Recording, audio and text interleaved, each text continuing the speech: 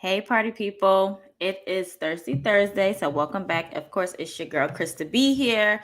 And I decided that we didn't want to keep you guys waiting for us because we did say we was going to start at 7. So 7 o'clock, here we are. Don't worry, Queen PR is on her way. She's going to finally make her grand entrance because I'm always making the grand entrance. So we're definitely going to have her make her grand entrance. So please, please, please, please just, share this live stream out. Get all your friends, tag us in here, say what up to us on Twitch. We're on Twitter, we're on Facebook, we're on Instagram, we're everywhere to be found right now. Not Facebook, not Instagram, I'm sorry. We're on YouTube, we're everywhere to be found right now. Once again, it's your girl Krista B here. And we're just gonna have a good time today. It's a good time. It's our Thirsty Thursday of the month. It was supposed to be last month, but things happened, so we had to switch it. But this is a better day because I'm here. P's on her way. Hey, Rakasha. Hey, birthday twin. How you feeling? How's life as a graduate? Please, please, please let me know. And yeah, we're gonna keep it moving. We're gonna definitely keep it moving today.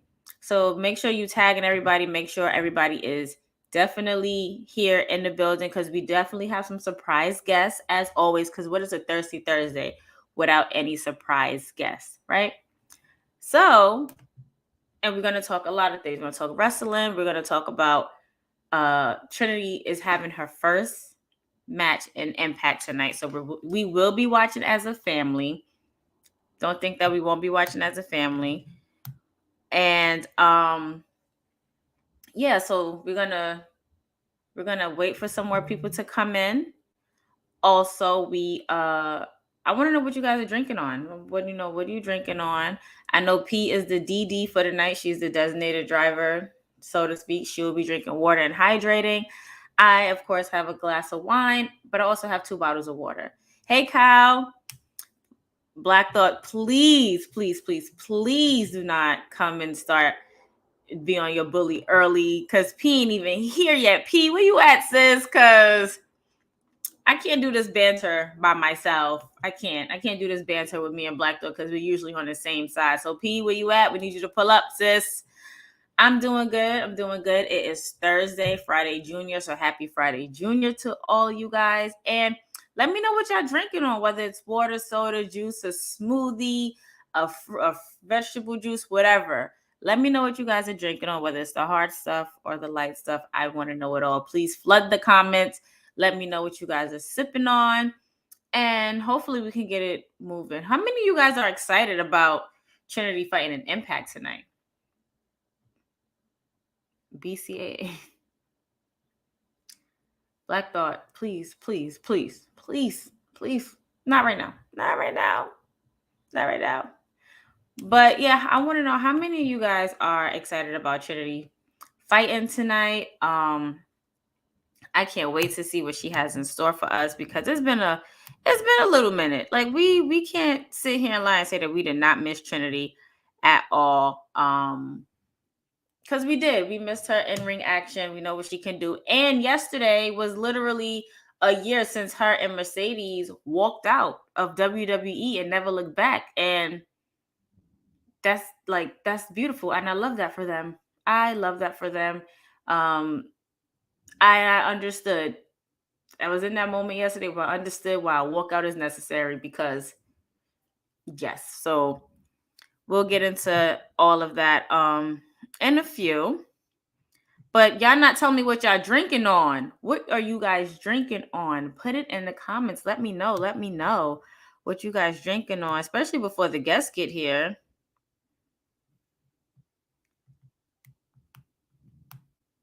And let's also send our love out to Christina. She probably will be joining us today. She probably will not be joining us tonight. She's just going through some things. So just please let's all send our love, thoughts, and prayers up to her and her family. Just know that we're thinking about her, and she is always a part of this team, and we love her always. P, let's go, sis. Let's go. I don't do Thirsty Thursdays by myself. Ricard drinking juice. Okay, that's dope. Drinking juice. Thank you, Ricard. You literally, we got to have you on here one day because you have been supporting us since day one. Like since those wrestling girls just put their first episode out. You have been supporting us. So we definitely have to have you as a guest on our show one of these days. It's really a long overdue invitation for you to come up here. Oh my gosh. Black Thought is like I'm not getting into this. I am not getting into whatever you and P got going on because it's not my fight. I pick and choose my battles, and this one ain't mine to this one is not mine to choose or to be a part of. It's not mine. Patricia. Now, when she reads these comments, I'm gonna just let y'all have at it, and I'm gonna sit back and sip my water because I'm not doing this. I'm not doing this with you. I'm not doing this with you, and you better stay for what she's gonna give you too, because I can't. I can't. I'm not doing this, and yeah, no.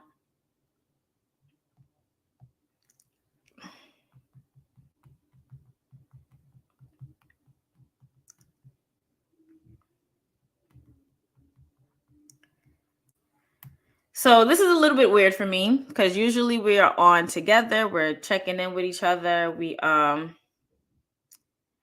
going? We taking trips? Where you going? And it better be someplace tropical because out here, this weather out here is ghetto.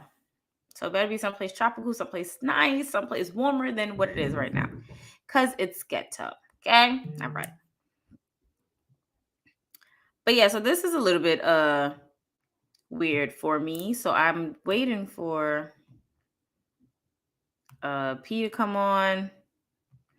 Waiting for our guests to come on. So let me know what your Thursdays was like. I mean, it's Friday Junior. It's Thursday. What were your Thursdays like? Like, how was your day at work? What was your day like? Let me know because I don't think I can talk by myself for this long, unless y'all want to hear me rant and rave. And I'm not in that headspace today. I'm not in that headspace today at all. So just let me know what y'all got going on.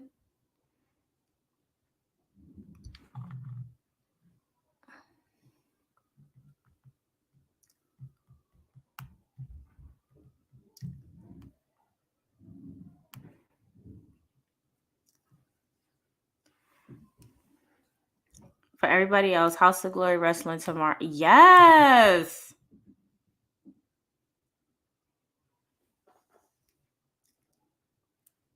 What?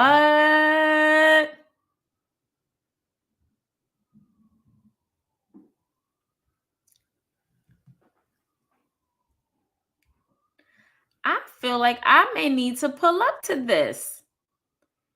This is gonna be lit. Up, finally. Here she is. Here she comes. This is a lit situation. And I see Jacob Fatu up there. I might have to pull up and make an appearance to this because this is a lit situation. I'm excited about this. You got to give more details. Like, I need to get more details. Hit me in a DM, slide in a DM or something. Just because that sounds really lit. Give me date and times and everything else.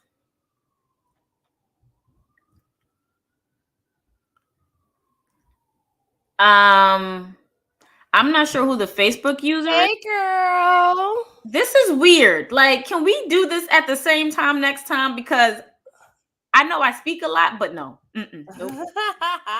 Well, did you tell them about our episodes that's out and shit? I didn't tell them anything because I just felt weird talking by myself. Like, I was going back and forth in the comments because Black Thoughts came for you early and you wasn't here. I see talking about I'm at the Grand Concourse. Like, you don't know anything about the Grand Concourse. Like, you live in West Bubblefuck. Like, wow. You don't live. You know what? I'm gonna let y'all have that because he lives deep in Brooklyn and he always talking shit. Like, hey y'all, sorry I'm late. I had to get settled. You know, it's been a day. It's been a day. It's been a week. It's been a week. It's been a week. But I'm excited to be back with you. It feels like an episode of Those Wrestling Girls. Like it's just us chopping it up. It's us chopping it up. I did send out prayers for Christina. Yes. Prayers to everyone right now that's, when life be life, and I think we could all use a little uplift. Quarter Water said not too much on Brooklyn, Trish. Hi, Corey with a K. All right. If Corey with a K says this, then I'm not saying nothing else about Brooklyn tonight. I'm gonna just need Black Thoughts to chill. Okay. I just want to know who this Facebook user is. I can't see. Who is the Facebook user? Yes, like I don't mind popping out to a House of Glory show. I've been okay. So I'm glad that you said House of Glory and Corey with a K is here because we have been meaning to hit up a House of Glory show probably. Oh, Corey was a Facebook user. Okay, Hi, got Corey. it. I'm glad you switched over. Hey, Vincent. Hey, everyone that's joining us. We love Thirsty Thursday. No one upset me. Black Thoughts be playing himself, but he know better. He's family. He's family. Speaking of family, I don't know if my dad is watching, but hi, Daddy. Hey. And everybody that's watching is family. We have some special guests tonight. Some of the crew might be coming through, but it's our monthly party. We get together, stream it everywhere. Hey, Justin. And we just chop it up. We talk wrestling, we talk life, and we drink, and we just have a good time. Shout out to Christina. We don't have the gong tonight, but basically anything that you want to celebrate in life and in wrestling, you put it in the comments and we take a sip to it. You could drink literally, we usually have the Undertaker gong, but you could drink anything you want. I'm drinking water personally. You could drink alcohol, coffee, energy drinks, whatever the fuck you want to drink. This is what Thirsty Thursday is for. Getting together and celebrating life. Shout out to Wrestling Realm. We love them over there.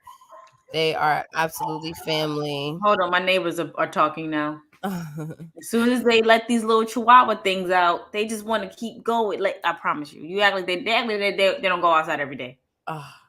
It's always. I feel like you live in New York. You have to accept random noises at all times of the day. You just kind of got to get used to that. I remember the first time I actually heard them like come out and bark like that. The owner I can't see it, but you can hear it. So it's like he yoked them up. Was like, "What are you doing? Why are you making all this noise? You ain't never been no effing where before." And I'm like, "They're dogs." Like, right? Like, what did you think? I mean, I get it. Trust me, because I'd be like, "Shh, stop barking! You're making too much noise." But you're outside. They're dogs. Like, yeah. What did you expect? Let them live their best life. Like, I want to know what everybody else is drinking in the comments. See, you see. Now, I came on this stream. I didn't choose violence. I was like, I'm gonna keep it cute. And then he says things like this. And honestly, like, if you hear of home invasions, does that happen more in the Bronx or does it happen more in Brooklyn? That's a Bronx thing. That's definitely not a Bronx. That's a New York City thing. Don't try to put that on the Bronx. I've heard of it in Bronx and Queens. I rarely heard of any home invasions in Brooklyn. I said rarely. I didn't say it didn't happen. It's real rare that a home invasion happens in Brooklyn. And I can promise you that. I be trying to be nice. Hi, Matt. Thank you for coming through. Let us know if something good happens on ROH. I'm easing into Impact. Yeah, I was telling them like we're gonna watch Trinity's first match as a family. So I had an idea. Like, I want to do like a trend pack watch. Like, I want us to just like keep updates of what Trinity is up to in Trend Pack, and then we could get that like trending like every Thursday. Listen, Justin got your back. We see what he wrote. See, he know because he's from the Bronx. He know what's up. Black Thoughts just. I always talk about how it's gentrified. It is what it is. I mean, I guess, but whatever. We got a special guest right now. We do. That we're gonna bring up to the stage. We do. But Trend Pack, we're gonna get that trending. Absolutely. We're gonna get that trending. We're gonna look out for our girl Trinity. Everybody gonna keep us updated on what's going on with her. She has her first match tonight, I believe. Yes, tonight. So That's what I'm we saying. We was watching are as a family. rooting for her, and we're definitely watching as a family. But yes, it's not Thirsty Thursday if we don't have a special guest. Period. Period. So I'm excited about this guest. I'm excited about all our guests, honestly. Matt, Not tofu pizza be bussin'. I cannot. I cannot deal. All right, we're gonna bring our guest on. This guest, you know his face, you know his name. He's literally everywhere. He is a wrestling enthusiast, if you will. Many publications under his belt. We run into him every year at WrestleMania. So it was just right. True. It was just right to have him come on and chill with us and hang out with us today. So please welcome to the forefront, Mr. Phil Lindsay. Hi, Phil. Okay, you did it. Going on. Hey. I was scared at first. I was like, did I do something wrong? No, not at all. You are officially, which is crazy. This is your first time on our platform. True. Yeah. I just finished up Ask Rhapsody on Fightful Select, so I was already in front of my camera anyway, so just hop from one stream to the other. I love it. Gotta love So please introduce yourself for those Wrestling Girls family that may not know who you are and how you've entered our universe. Because I was very excited to have you because we go way back. But yeah, let everyone know who you are. Yeah, I'm of course Phil Lindsay, as it says there. I write for Bleacher Report. I am currently one half of Rhapsody with Righteous Reg. Formerly 1/3, still my bro. Will Washington is still part of our podcast, even if he is not there every week. But yeah, so I guess that's what people would know me from. Before that, I did a lot of writing on women's wrestling for Bell to Bells. I was at Diva Dirt. I was at Daily DDT. Probably some other places I'm forgetting. Sportskeeda, a bunch of other places. Basically, what he's saying is Google him and his record shows. Booked and busy. That's the name of the game. But I am very excited to finally have you on those Wrestling Girls. You were one of the first people I came in contact with when I got on wrestling Twitter per se, and you were like sane and decent, and so we've still been connected all these years later. It was the same for me. It was the same, right? I mean, wrestling Twitter, it gets mixy. It gets mixy. So you gotta. Yeah. But welcome to Thirsty Thursday, especially. I see you're drinking wine, Krista. Absolutely. You know me. I be having wine droughts. So when I get it, I get it. I feel you. But I also have my water. You always gotta hydrate. Number one rule of Thirsty Thursday. Phil, are you drinking anything? My cup is empty. There is no water in there, so I guess I am waterless at the moment. No worries. Well, when we got to get something to drink at some point because we're going to toast to some things. Everyone in the comments, welcome, Phil. What should we toast to start the show off? Because this is a big one. We're really excited to have you. So we always ask everyone when they come on the show, and I don't know your wrestling origin story. How did you get into wrestling? Let's see. I got into wrestling through WWE, like most of us. Most of us start watching WWE, and I started watching because of the magazines. I had a friend that used to collect the magazines, and that was kind of like the first thing I ever saw wrestling related. Is there any wrestler like in particular that kind of caught your interest? I was a huge Rock fan when I got in. Like that was like the heyday of Rock. Like, here we go. Yeah, I used to be. Yeah, I was a huge Rock fan. I used to quote all the catchphrases. I used to like do all the promos. Like, but when I first got into it, the first wrestler that I saw in a magazine, I was like, "What is that?" Was Undertaker, and Undertaker was one of those guys that was like, "Undertaker's dope." Like, I feel like he's just looking at my wall at this point. He's just looking at my wall. Yeah, but not what?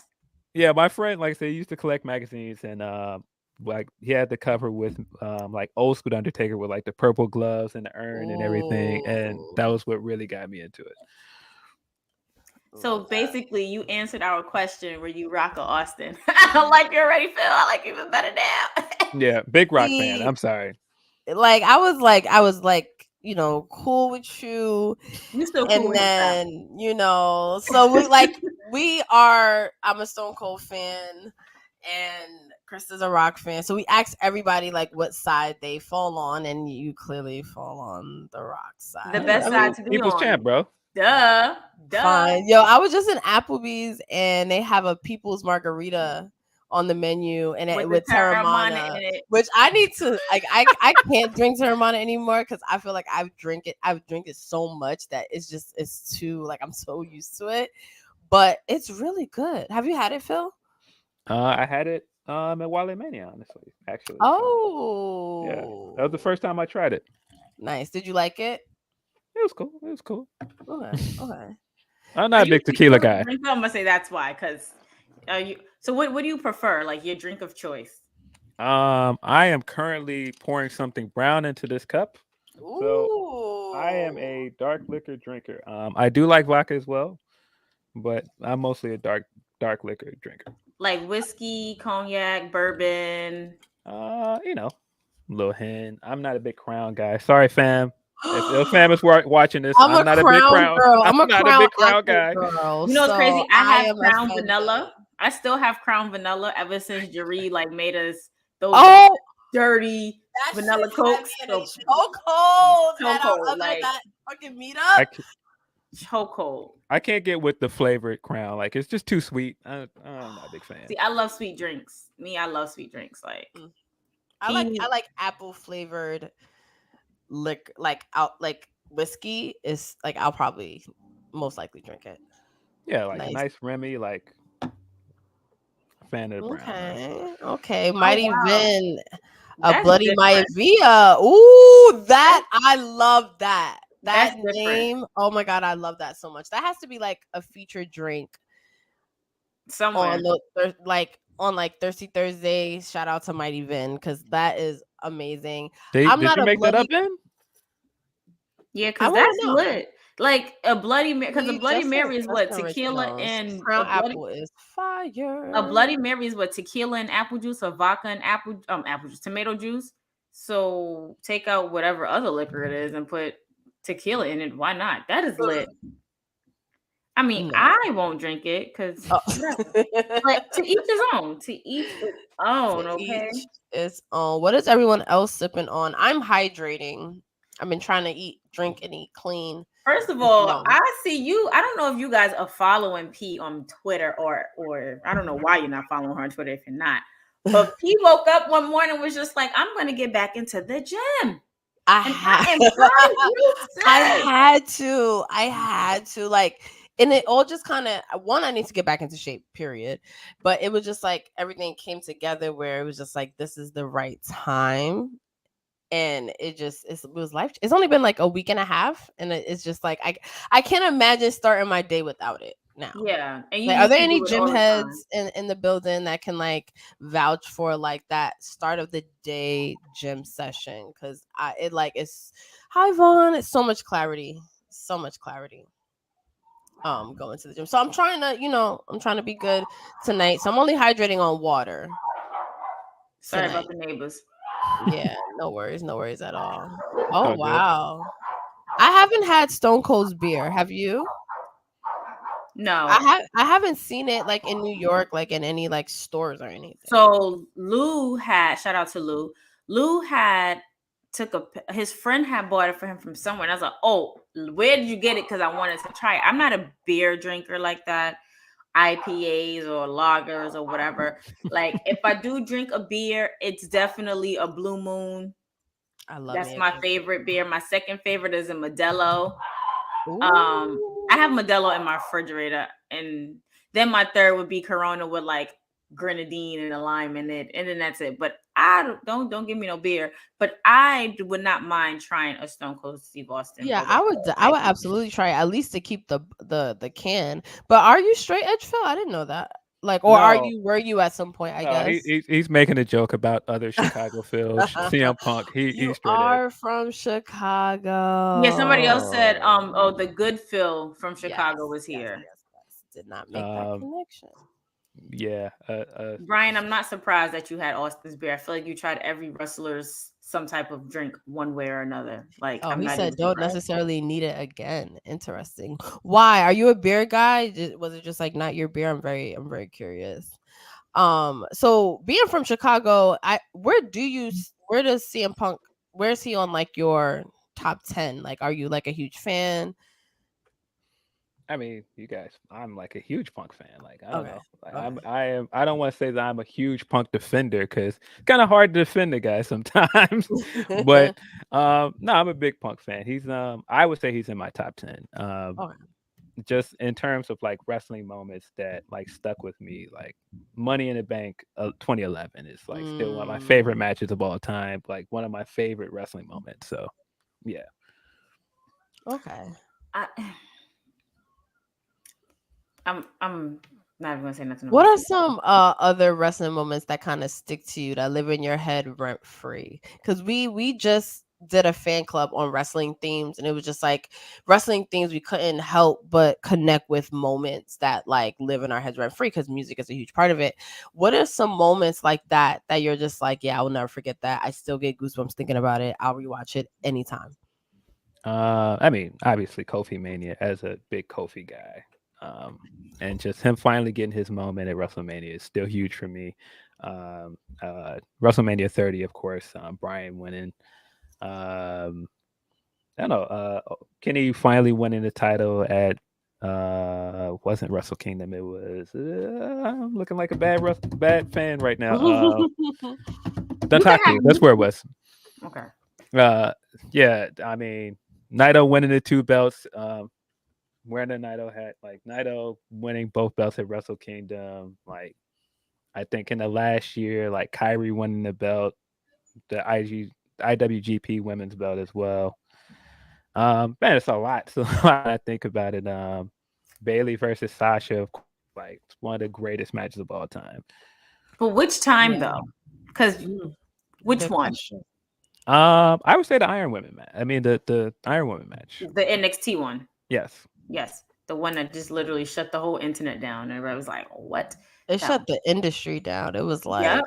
Yeah. boom. Because I remember people knowing that I liked wrestling, but like knew I didn't watch it. Like, yo, the girls are really like, you should watch NXT. No, what were they saying next? Next. At I one was saying point, next. I'm not watching next. and I was like, oh, okay. And I had the network, but I never thought to watch it. And then I watched that match, and I was just like, oh my god, I didn't even know women were capable of this. Yeah. Yeah. Which is wild. Like they can do the same thing that the men can do, and it's just like fucking better to a certain extent because it's fresh and it's new. You haven't seen women do it, and then I was like hooked ever since. Definitely hooked. So you mentioned Wrestle Kingdom and other wrestling promotions. How did you get into those? Like, how did you venture out just from out of WWE, maybe WCW, ECW? Like, how did you venture out to those other promotions? I wasn't a big WCW kid growing up. Okay, great. Me neither. Yeah, I wasn't a big WCW kid growing up, but I did eventually like go like, what's that over there? Like, I think it sometimes it's just like crazy enough just seeing other WWE wrestlers mention it. Like, I remember when Punk cut the pipe bomb, and like that was the first time I had ever heard of New Japan when he said New Japan, and I was like, New Japan. And so, like, I mean, I think like just seeing wrestlers from somewhere else venture other places and wrestle there has been a big part of making me want to see other companies do well. And it's just so much wrestling at the moment. We have so much access to good wrestling. It's not like before where you had to like tape trade to get Japanese wrestling, or you know, there was a bunch of indie wrestling that we didn't see. You could just stream indie wrestling from all over the world now, which is crazy. I say all the time, I think this is the best time to be a wrestling fan because you just have so much good wrestling at your fingertips, man. Like, you could just pull up New Japan matches from like decades ago on New Japan World and just watch it. That wasn't a thing 20 years ago, 30 years ago. Right. So what's your favorite New Japan Pro match ever? Like, I would have to get into it, of course. Like, I'll really only watch it when Mercedes makes an entrance because I'm not staying up for 4:00 in the morning for everybody. You're not staying up for Best of Juniors? You're not doing that? I don't even know what that is. I'm not even gonna lie. So it's just like a yearly tournament for all of the junior heavyweights. So it's kind of like if WWE did like a cruiserweight classic every year, and it was like Got this it. long, grueling tournament. That's what it is. But best ever. It's probably one of the Omega Okada matches because those matches were just amazing. Which one? Like all of them were like so good. Man, I want to say the second one. I think Okada Omega 2 is probably my favorite ever. Okay. But it's so tough to say, man, because there's so many really good New Japan matches that I could think of. But Okay, because I've heard of New Japan, like, in my late 20s. Like you said before, we didn't have all this access to other wrestling promotions when we were younger, especially during the Attitude Era. It's just like it was either WWE or the F at the time, WCW, and then later on ECW came across our TV screens for those who watched that. So to come across New Japan, it's just like another network that I feel like I need to subscribe to. So I can go all the way, so I can go all the way back. 2023 problems. Right. 2023 problems. So I can go all the way back and rewatch everything because I've heard a lot of Omega Okada matches. Like I've heard a lot of good things. I've heard, There's things something that so could be fascinating shaped up. to me about Yes. And I'm just like, Omega. wait, there's I really just can other watch him do wrestlers. anything. True.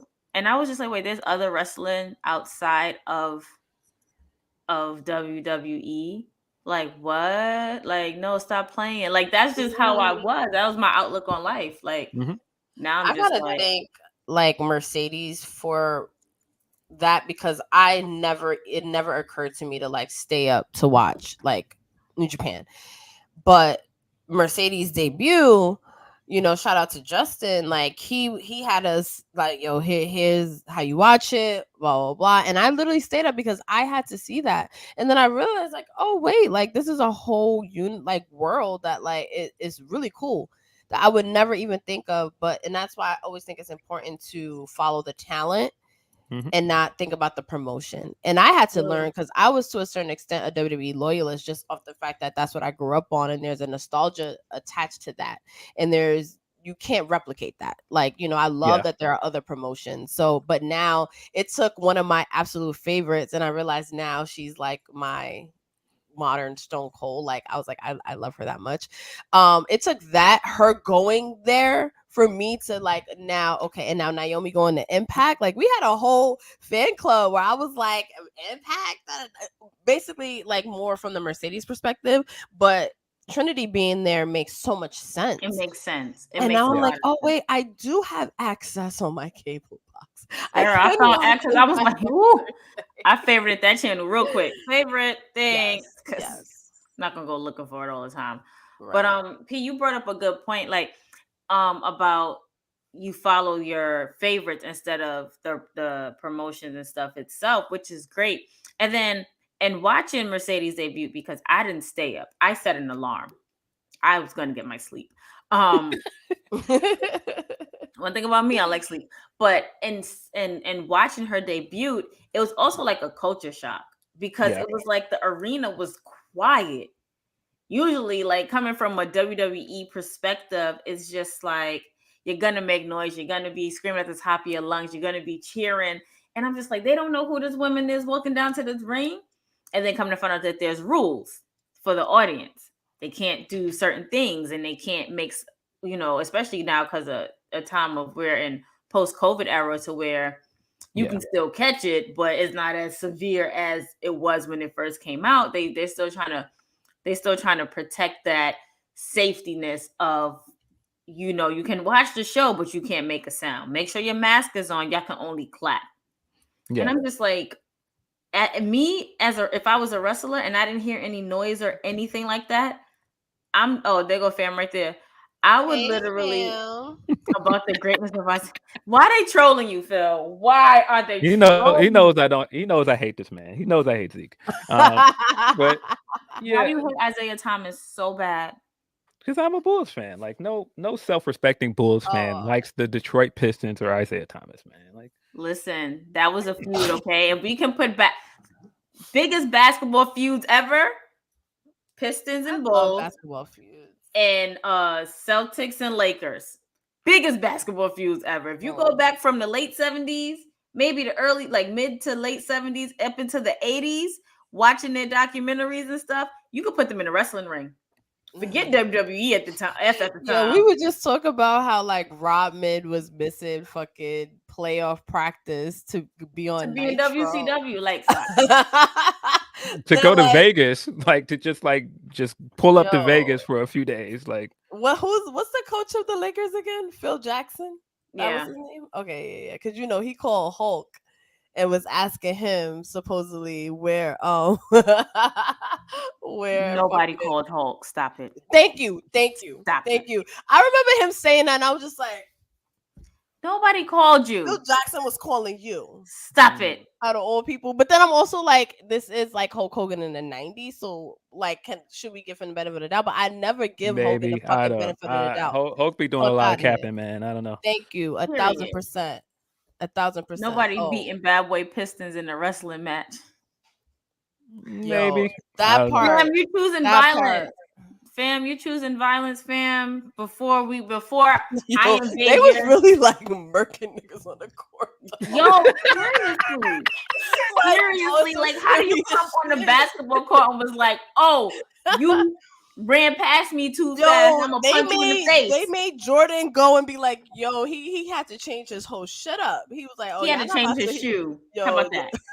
He wasn't gonna bust a shoe now. That's what you're not gonna do. He said, "Oh nah, I gotta change my approach. Like this is what we're not gonna do. Much. Yeah. What we're not gonna do. The CM Punk of NBA Legends. I don't know enough about basketball. I just watched 30 for 30. I don't know if that's true or not. To be completely honest with you. Hi to Letty. Everybody say hi to Letty. Hey. Oh, I guess you're not. I mean, it's rude to not expect to drink. You know, when your twin sister comes in and hands you a glass of champagne and your personalized glass, you know, you just gotta take it. Man, that's true, and that's the when in Rome, man. You can't say no. Shall we toast Phil Lindsay on Thirsty Thursday? Those wrestling girls. Wait, everybody take a sip. Before we toast, we have another person we can bring up to the stream to join this toast. We do. Hey, girl. We was having some technical difficulties, and Vaughn thought he was going to get away with talking smack about CM Punk because he thought I wasn't coming. I was waiting for you to come because I am here, and I was just like, I'm here. So watch your mouth, Vaughn. For him, you like he is. Cheers, he is, and that's Cheers. Cheers. That's a pretty drink, Sando. What you drinking? It is a mocktail pumptini in honor of all the Vanderpump Rules stuff that I had to endure. Because let me tell you something about that show. That's the way I'm about to be watching. I'm like, the way we love these wrestling love storylines, they could never. I was like, what is going on? Like, you talking about people been together for 9 years and you having a 40-year-old midlife crisis. So you decide to sleep with somebody who's 20-something.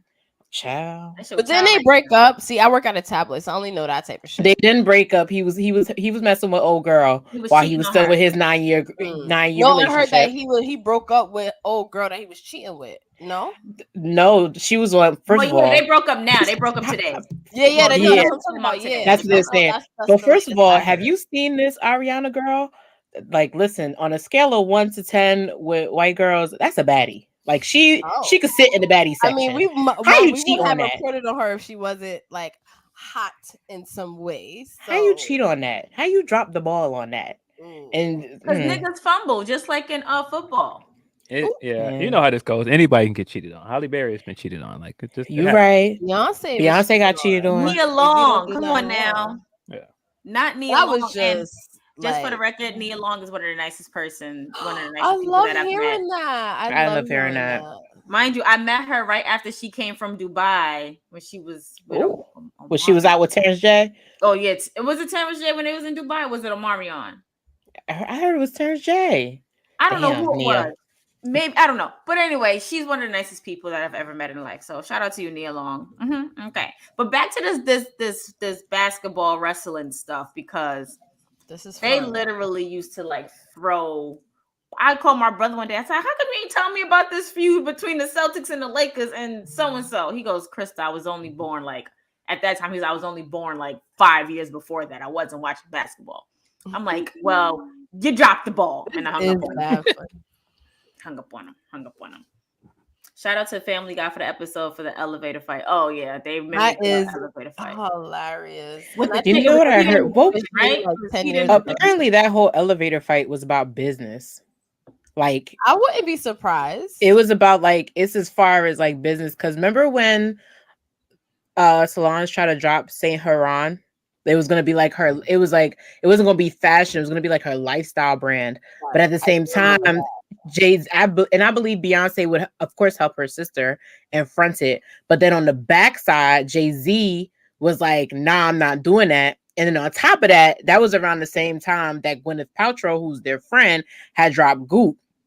So they were trying to convince, I guess he was trying to convince Beyonce not to invest in his sister or something like that. And she heard something about that.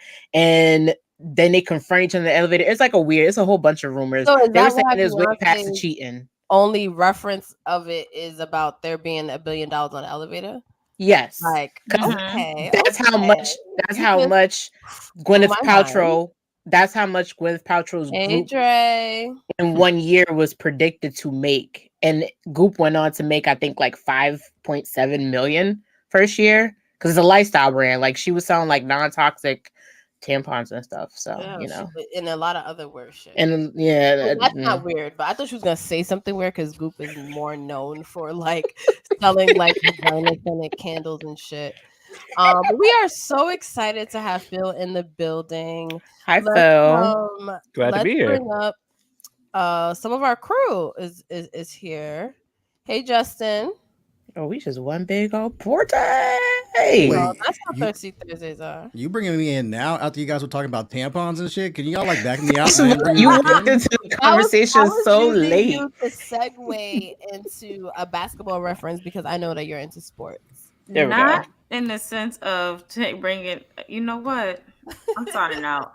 Can we drink to that? She said tampon Thursdays. Tampon Thursdays. Hey, Justin. No. I usually like alliteration, but we're not going there. Yeah. Switch the subject. Thank you.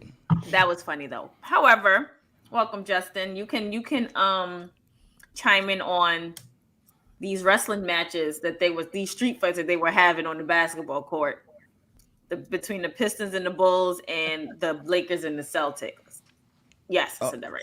Oh, you definitely got to throw Knicks and Heat in there because they're between the mid and late 90s, they hated each other. They were literally throwing arms, elbows. That was the one where Jeff Van Gundy was grabbing Alonzo Mourning's leg for dear life. PJ Brown's throwing Charlie Ward in the stands and shit. Somebody also mentioned Ron Artest and I was going to bring up Ron Artest. Yeah, I was about to say like Pacers when Reggie Miller was there. Pacers, Pistons. Really, Bulls Knicks too, man. Bulls Knicks got crazy. Which two basketball players from any team you think could headline a WrestleMania? During whenever they had having their feuds. Does the era matter? No. Oh, if we're talking eras, then I'm sending Anthony Mason and Charles Oakley because they were always with the shits.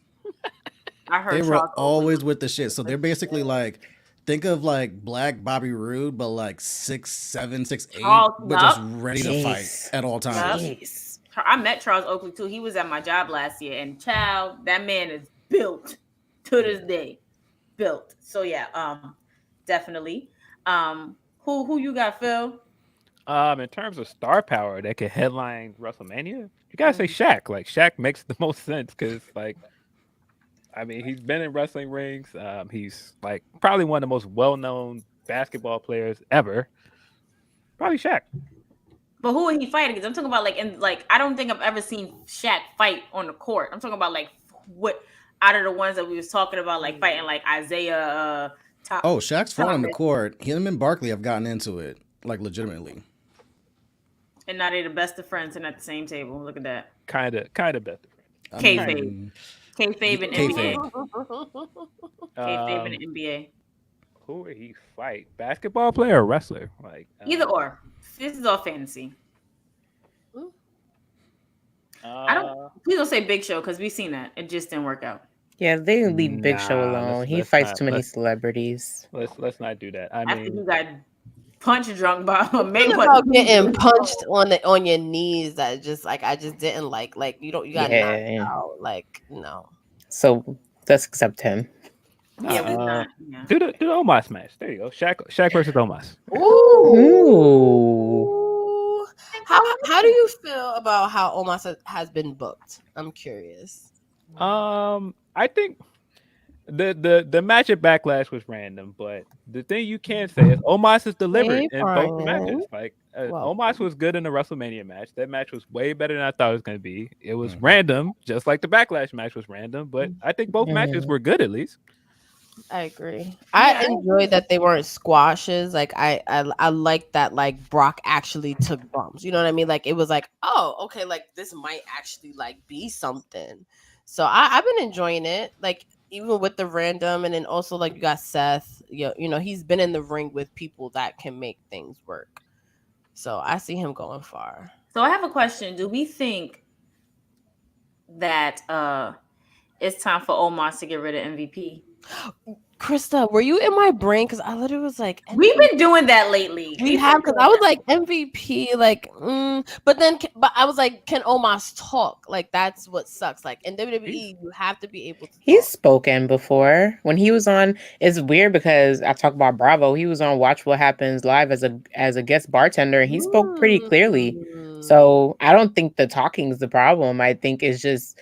I feel like they always associate star power with having a manager or a valet. Mm-hmm. So, and we talked about yesterday how it works for everybody, but it works not for everybody. And I think just for Omos to have somebody in his corner, it worked. Yeah. I think Omos can work on his own. I think Omos is very likable when you see him in interviews and he just talks on his own. He's a very personable guy. Mm-hmm. Has a great personality. I think he would be great on his own as a face. But I think if you're going to separate them, I think you would do the face turn. Like I don't think they work together as like a face act. Yeah, but I think he can do it. Yeah, they're basically heels. They're heels. Yeah, there's something. Yeah, I mean, when you get confused, like I don't do face heel when it comes to like Justin. There's something. There's something. I mean, they're not definitive faces, but they're not definitive heels. They're kind of there. And they're not even considered tweeners. Like, what are you? Yeah. Yeah. Like, at least we know Omos can rap. Shout out to Wally Mania last year. We know Omos can rap his ass off. So I got a chance to meet Omos. Me and Brian Schwartz randomly met him. Huh? Isn't he the nicest? He's the nicest person ever. Like he really is. And the height difference is why, like, seeing him in person, you're just like, but he's so nice. It's crazy. And he still owes me a pair of sneakers. Just saying. Just throwing it out there. Not gonna let that down until I get my sneakers. No. Just but saying. Speaking of Wale Mania, Phil, so I think I met you for the first time in Dallas, Wale Mania. Yeah, that makes sense. Yeah, I was looking through my photos and I was like, oh, I met Phil because there's a selfie that proves it, because I don't remember a lot of that night. But what is one of your favorite things about Wale Mania? Like, is it? I always say it's probably like, as a wrestling fan, it's like probably like one of the parties of the year kind of thing. Like, what has your experience been? I think the great thing about it is kind of like being in a room that is basically your Twitter timeline and getting to see people. Yo, so many people say that. That's so true. But it is. It's like getting to see people that you talk to regularly, but you don't see them. And so it's like cool to just see people that, like, man, it's just like really good to see you. Like the homie Jeff, like I see Jeff all the time on Twitter. It's good to see him in person. Like a lot of people, like you can connect their profile picture and like experiences you've had with them online and be like, I don't know. It's just weird to like get to see people that you have like a legitimate friendship or like working relationship with in person, and then you add like the wrestling and all the stuff around it. It's just a cool experience.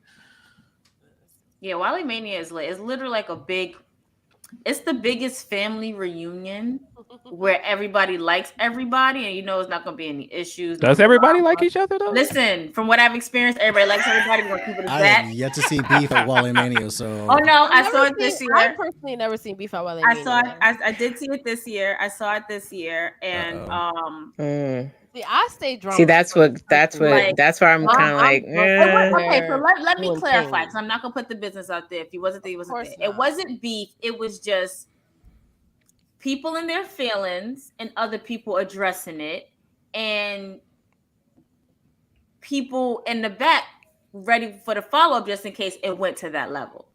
But see, that was one out like a family reunion, and that was one of them people in the back. Sounds about to. P just took the words right out of my mouth. I was like, it was a family reunion cookout. Like it was the second day when you get sick and tired of each other, and you like, you know what? I forgot you stole my laptop, you dirty ass cousin, like that type of thing. Wow. Or is it like milder? It was something like that, but everything got smoothed over. Like hands wasn't laid on each other, right? Everything was smooth over. Like, we was really trying to figure it out, like what was happening in the beginning, because if you was upstairs and you saw what I'm talking about, Swollen, I was just like, what was happening? See, like I must have missed that one. That was this year? That was this year. We were really confused, but I must have missed it. Yeah, if I was there, I'd be the one that'd be like, oh, where's the bar again? Like I'm just that's me. That's me WrestleMania weekend, period. I am like, I don't know what's the bar again?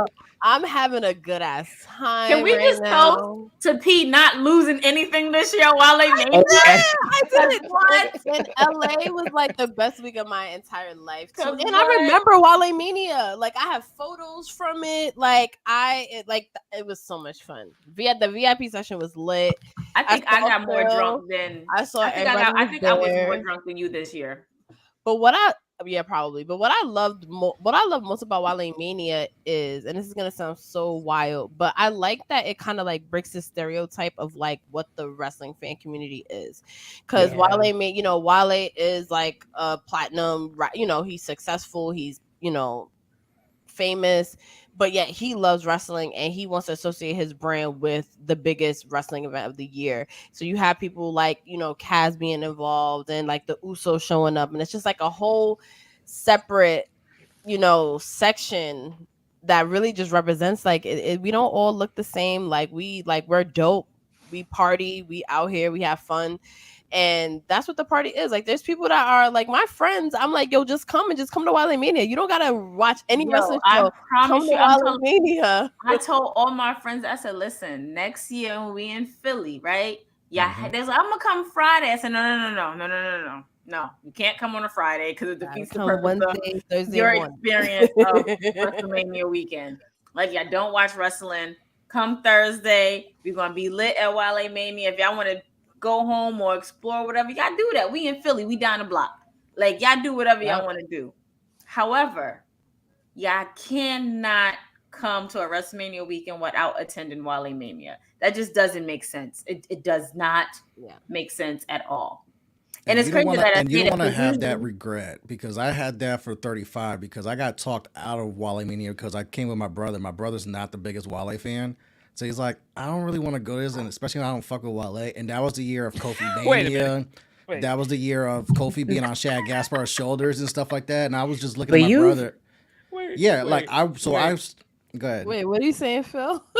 Your brother was just like, nah, I don't fuck with Wale Mania, so we ain't going. Like, yo, no, he was crazy. We just want to go out. Like, what? I tried to. I ain't even trying to go into an arena where he's at. Nah, fuck, dude. Like, really? I was trying to explain it to him, and he's just like, I don't really fuck with Wale like that. So now, like, if he hit me with that, if you want to go, then you can go. I'm like, I'm really about to leave your ass here. Just look. But you know what's crazy? I never really heard of Wale Mania until we got to Texas, because I was at 35 and I was just like, oh, okay, like I'm going to my first WrestleMania. Like, I didn't know of any of the parties and anything. I was familiar of it because I have a friend of mine, somebody I know, Kyrie. He takes photos of Wale, and he like officially became Wale's like tour photographer. Mhm. And so the picture of like the Clique, like the picture of like the Clique and Big E being at Wale Mania, those are his photos. So when I saw that and I was like, oh snap, I didn't know like there's a party before WrestleMania. And he was like, yeah, Wale's trying to host it like every single year. So I was like, oh, that sounds lit. But it's like I have not gone to WrestleMania since the last one was in New York. So the first one I was in New York. So I was like, I wouldn't get a chance to go. But I know people that don't go to WrestleMania that don't go to WrestleMania that do end up going to Wale Mania because they're like, all right, well, if I don't go to WrestleMania, let me at least go to party. It's a vibe. Like I remember seeing photos of like Samoa Joe for 35 in New York of like Samoa Joe, New Day, and I'm like, wait. So there's a hip hop wrestling party that I did not know about in New York. Yeah. Like what the fuck? And then from that point on, I was like, yeah, we're going. And then the pandemic happened, and then 2021. So then once it was in Dallas, we was out. And somebody still owes us money from Dallas. Just saying. Who? Don't look at me because y'all went upstairs and I just kept them downstairs. No. I'm talking about that little section that we bought and we didn't even use it. The VIP in Dallas was a joke, but they definitely stepped it up for LA though, because I like that whole vibe. Like I mean, Philly's gonna be a wrap because if it's in Philly, it's at the Fillmore. Because where else is he gonna put it? Are you going to Philly, Phil? Yeah, I'll probably go. But yeah, I think Wale Mania in Dallas was the first time I went. That was the first time I've gone to Mania weekend. And I didn't even go to Mania, so I was just in Dallas. Right. But sometimes there's so many different things to do. Yeah. And you get to meet like everyone that you like know online because that's the one destination everyone's gonna be at. What was your first WrestleMania? Was my first one that I've seen or first time? No, that you've been to. That you've been to. This year. This is the first time I've gone to Mania. Oh my God, so many people's first WrestleManias that I know of this year. I love that. Yeah. No, I just feel like there aren't enough days. You know how they say there's not enough hours in a day? There aren't enough days in WrestleMania weekend for us to take in everything from Wale Mania. So overwhelming. Because Saturday alone, it was just like 50 events Saturday alone. And we literally had to pick and choose where we wanted to go, what we wanted to do. And it's just like, at this point, WrestleMania weekend needs to start from that Monday all the way down to the following Monday. Because it's not enough. I'm already exhausted, Krista. Like I'm already exhausted. Yeah, that got me tired. Because it's that like post-media hangover. That's just like always. I'm letting you know right now. Don't expect no content from us after Mania and then Philly. Okay, we're not gonna. Oh yeah, I was like, y'all gonna be tired. Like who's coming on to do a Thirsty Thursday? I said, y'all gonna be tired. But Philly is close, so it's actually easier. There's no like. No, it is not. To the time zones. No, it was really for some reason hard. So Texas last year, it was only a 1 hour difference. And when P and I came back, we took a break. We took a hiatus when we came back last year. This year, we was on a 3 hour time difference. We came back running. Like we didn't take a break yet. Like we took a break from recording episodes, but we was streaming. We was still booking and doing stuff, whatever. We didn't do any of that last year in tech. Sometimes you just gotta push. But I wasn't really feeling tired that much either. Like I felt the motivation to go. Last year we was just like, you tired, you feeling this, all right, we're gonna come to a consensus to take this break for a little bit, and then we're gonna, but this year was different. So we don't know. Philly just might just take us to a whole nother level. I'm excited for Philly. I'm excited for that. So wait, y'all didn't record anything in LA? Oh no, we did. We didn't record any episodes, but we did do a lot of social stuff. Yeah, like we recorded interviews when we was at the press junket, which is out now on our Patreon. Yeah, like we did press, but when we got back, we didn't like record episodes because like we did a quick recap going on. But yeah, like that's always a season where it's like you just gotta kind of prepare. I realized like my WrestleMania hangover is over like maybe a month after because you want to do so much after to catch the momentum, and then that's when you fucking drain. And then that's when I took a break a couple weeks ago because I was just like, yeah, I just need to like unplug. But I do want to talk to Phil about his endeavors and how he even got into just like wrestling media and everything. And because it's one thing to be a wrestling fan, but then it's like, when's that moment where you're like, I want to create wrestling content and for a living, I want to write for websites. How did that journey come to be? I don't know if anybody remembered this, but way before I wrote anywhere, I had a blog. I just had like a blog where I had like my personal opinions and stuff, and none of it was wrestling related. It was just somewhere for me to like write.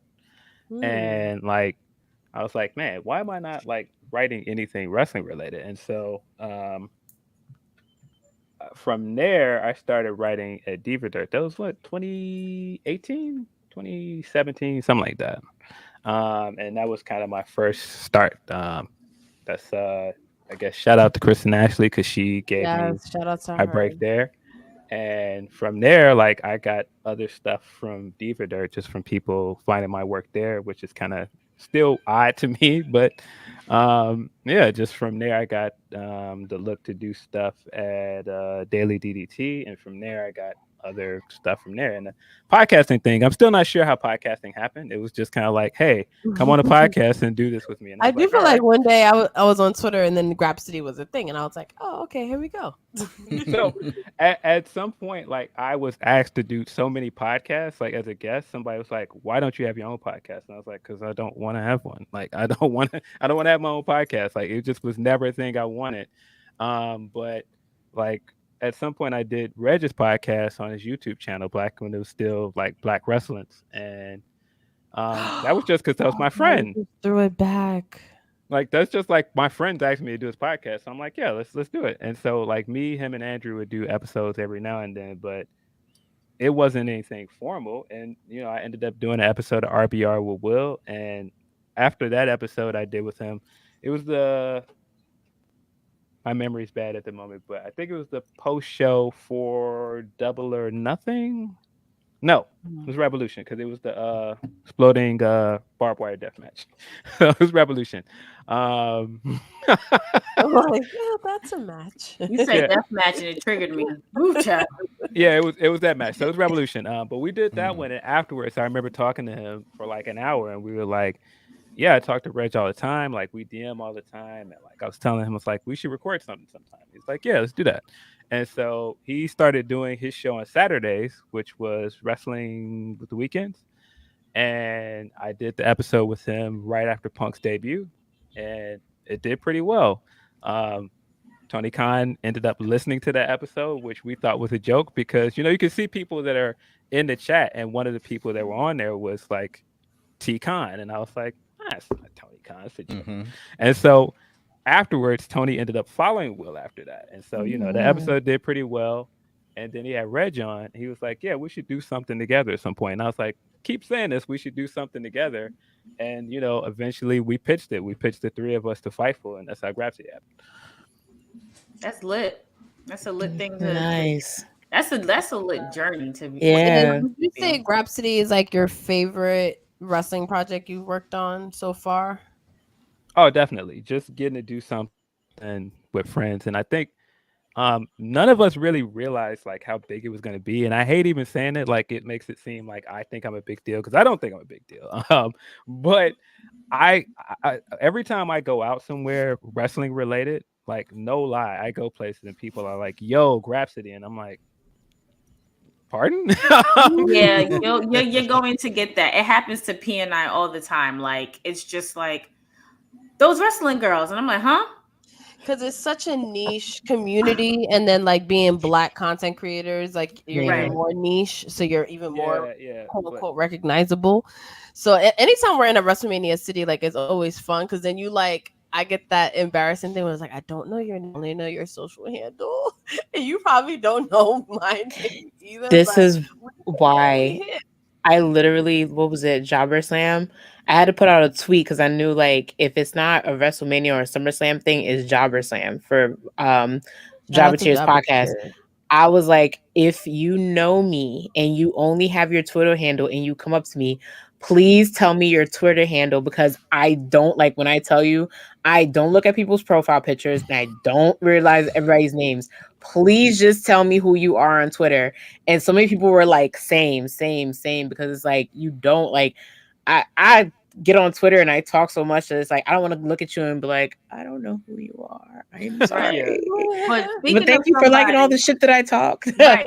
But speaking of somebody who everybody knows right next to me, because I thought I was the famous one, but no, this person is more famous than any of us in here. So we just gotta welcome up Mr. Hollywood himself. Oh, yes, please, God. Please. Let's not get into Mr. Hollywood over here. Hollywood Waters. Actually had time to stop by. I know, with his busy schedule. He graced us with his He probably with his 4 podcast projects. Was like, yo, can you book me on Thirsty Thursday tonight? You know, blah, yeah, blah. like, no, he was kind of like, yo, I could slide through the Thirsty Thursdays. Because I didn't see nothing in my email about booking you tonight. I know you went on my planner. Is this an extra fee or is this like pro bono? Let me know, please. Is this appearance by the hour? Right, like by the minute, because I was about to say, do we charge by appearance or charge by the hour? Because I got to check it in the savings and the way that it's set up. I know. How's the mathing? Is this Steiner math or is this Brian math? Yeah, wow. Let us know.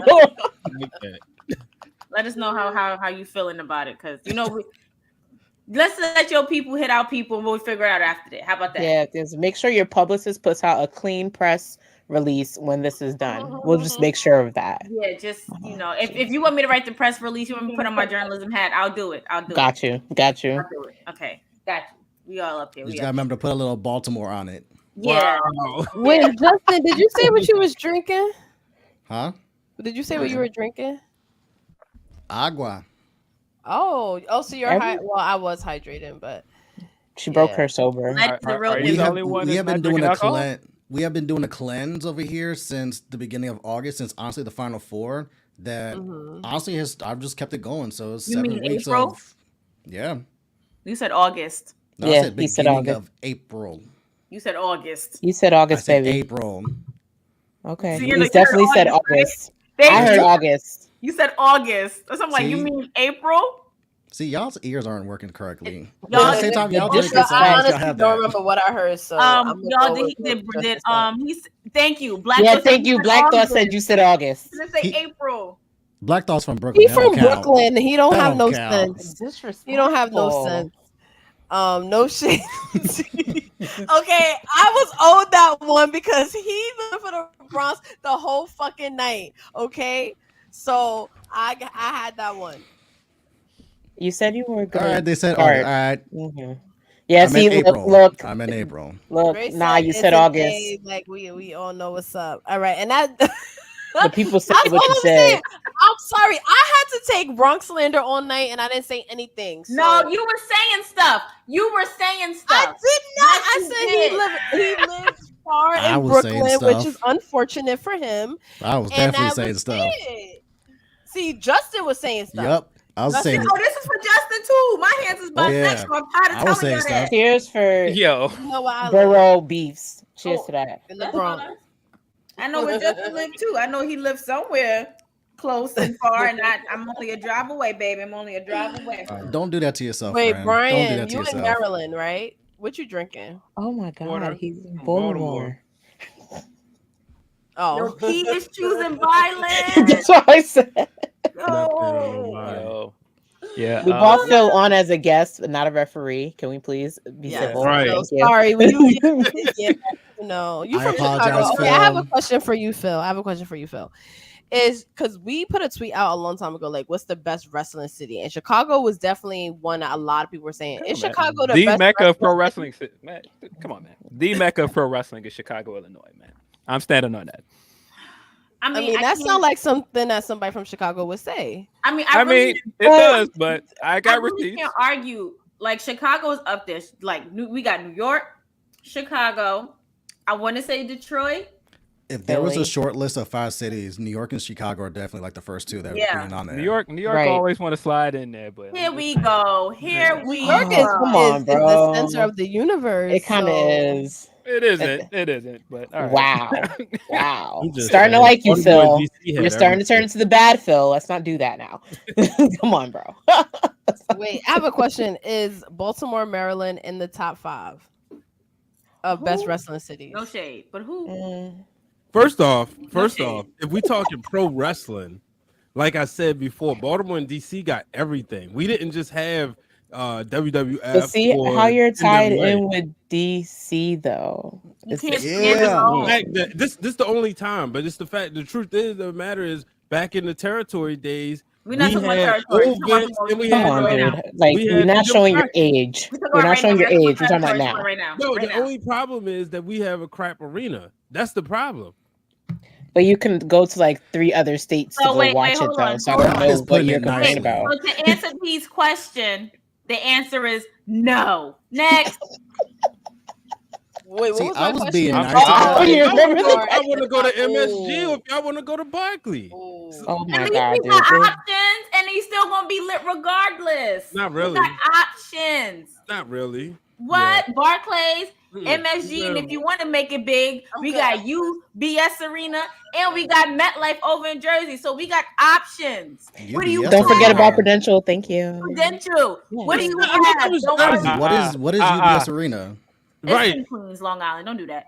Don't do that. It's the old Nassau Coliseum. Cut it out. Oh, get the fuck. Nah, Long Island's disqualified. Get the fuck out of here. Ain't no one trying to drive out to no Long Island. First of all, it's not. It's really not Long Island. It's really Queens. It's really Queens. Long Island. It's not Long Island. Y'all not claiming Arthur Ashe? Like, what's up? Y'all don't claim. Nobody started claiming. Is that Queens? Yeah, Arthur Ashe. Yeah, that's Queens. That's where AEW be at. Arthur Ashe. I mean. That's what AEW. We'll claim that. The other arena, that's out yet there. Another option that makes New York even. Well, that's what I'm saying. We have options. We'll claim it in this context. Right. We have options. That's why I mentioned UBS Arena because it's an option. Right. Baltimore, Maryland, which I got. Don't worry, I'll wait. Shh, let him talk. We got DC, whatever they call it, football. New York because of Madison Square Garden. I think y'all standing too high on that Madison Square Garden, but that's all right. Y'all gotta claim Madison Square Garden for something because y'all ain't winning no basketball games there. Wait. Oh my God! The Garden's so great because it's more than fucking basketball. Right, that's so fine. It's way more than that. Like, you can't even talk Garden. about the history of WrestleMania without talking about MSG. You can't talk about the history of WWF without talking about MSG. You can talk about the history of territories without. Period. Again. Period. Okay, Flavor Krista. What are you, the hype woman? Period. Listen, again, this question is for Brian only, and I want Brian only to answer. Baltimore, Maryland, what y'all got? Don't worry, I'm listening. Lamar Jackson, that's enough. I don't know who that is. Lamar Jackson. Next. Don't do that. Maryland guy. Nicholas, that's solid, but I would not put Charlotte up there. That is not one of the 5. That's a push. Oh, Charlotte's stretching it. Charlotte, that's a. They never had a WrestleMania. I would give it to Canada more than I would give it to Charlotte. Definitely. I would give it to Boston. Toronto specifically. Boston. I'd give it to LA before I give it to Charlotte. No. Mild. Before Charlotte?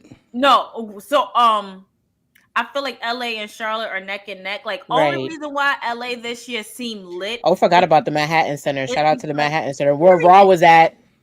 No, that Raw was trash. We don't talk about that. Yeah, we won't mention that. We don't talk about Bruno over here. Anyway, you can't really mention LA because the only reason why LA was as big as it was this year is because of WrestleMania and people from all over came out to celebrate a WrestleMania in LA. But to see a wrestling crowd in Los Angeles, California, their audience is not as hype. Like even if somebody bigger, like let's just say The Rock makes an appearance, that's the only way that they're really, really hyped to be a wrestling community. After that, it kind of dwindles down. So LA is not on that list at all. I'm sorry. Next. Okay. I mean, they do have a good indie scene in LA though. They got PWG out there. They got West Coast Promotions. They got a good indie scene in Cali. Indie scene cool, but And the big promotions mainstream love stuff, going out no. there. Remember, before Barclays had SummerSlam for a couple of years, LA had SummerSlam for a couple of years. But it's That's also true. part. It was also part of a big four. Like if you bring a regular SmackDown Raw or live event, the It's not crowd as and the lit. energy is not the same. Okay. It's not the same. And I was at Raw the night after WrestleMania, though. All right, that's Talk fair. about That's that. fair. Wait, I have a question. What's an because we're always talking about, okay, like all jokes aside, Chicago, obviously, Baltimore, obviously, these are wrestling towns. What's an underrated wrestling town? DC.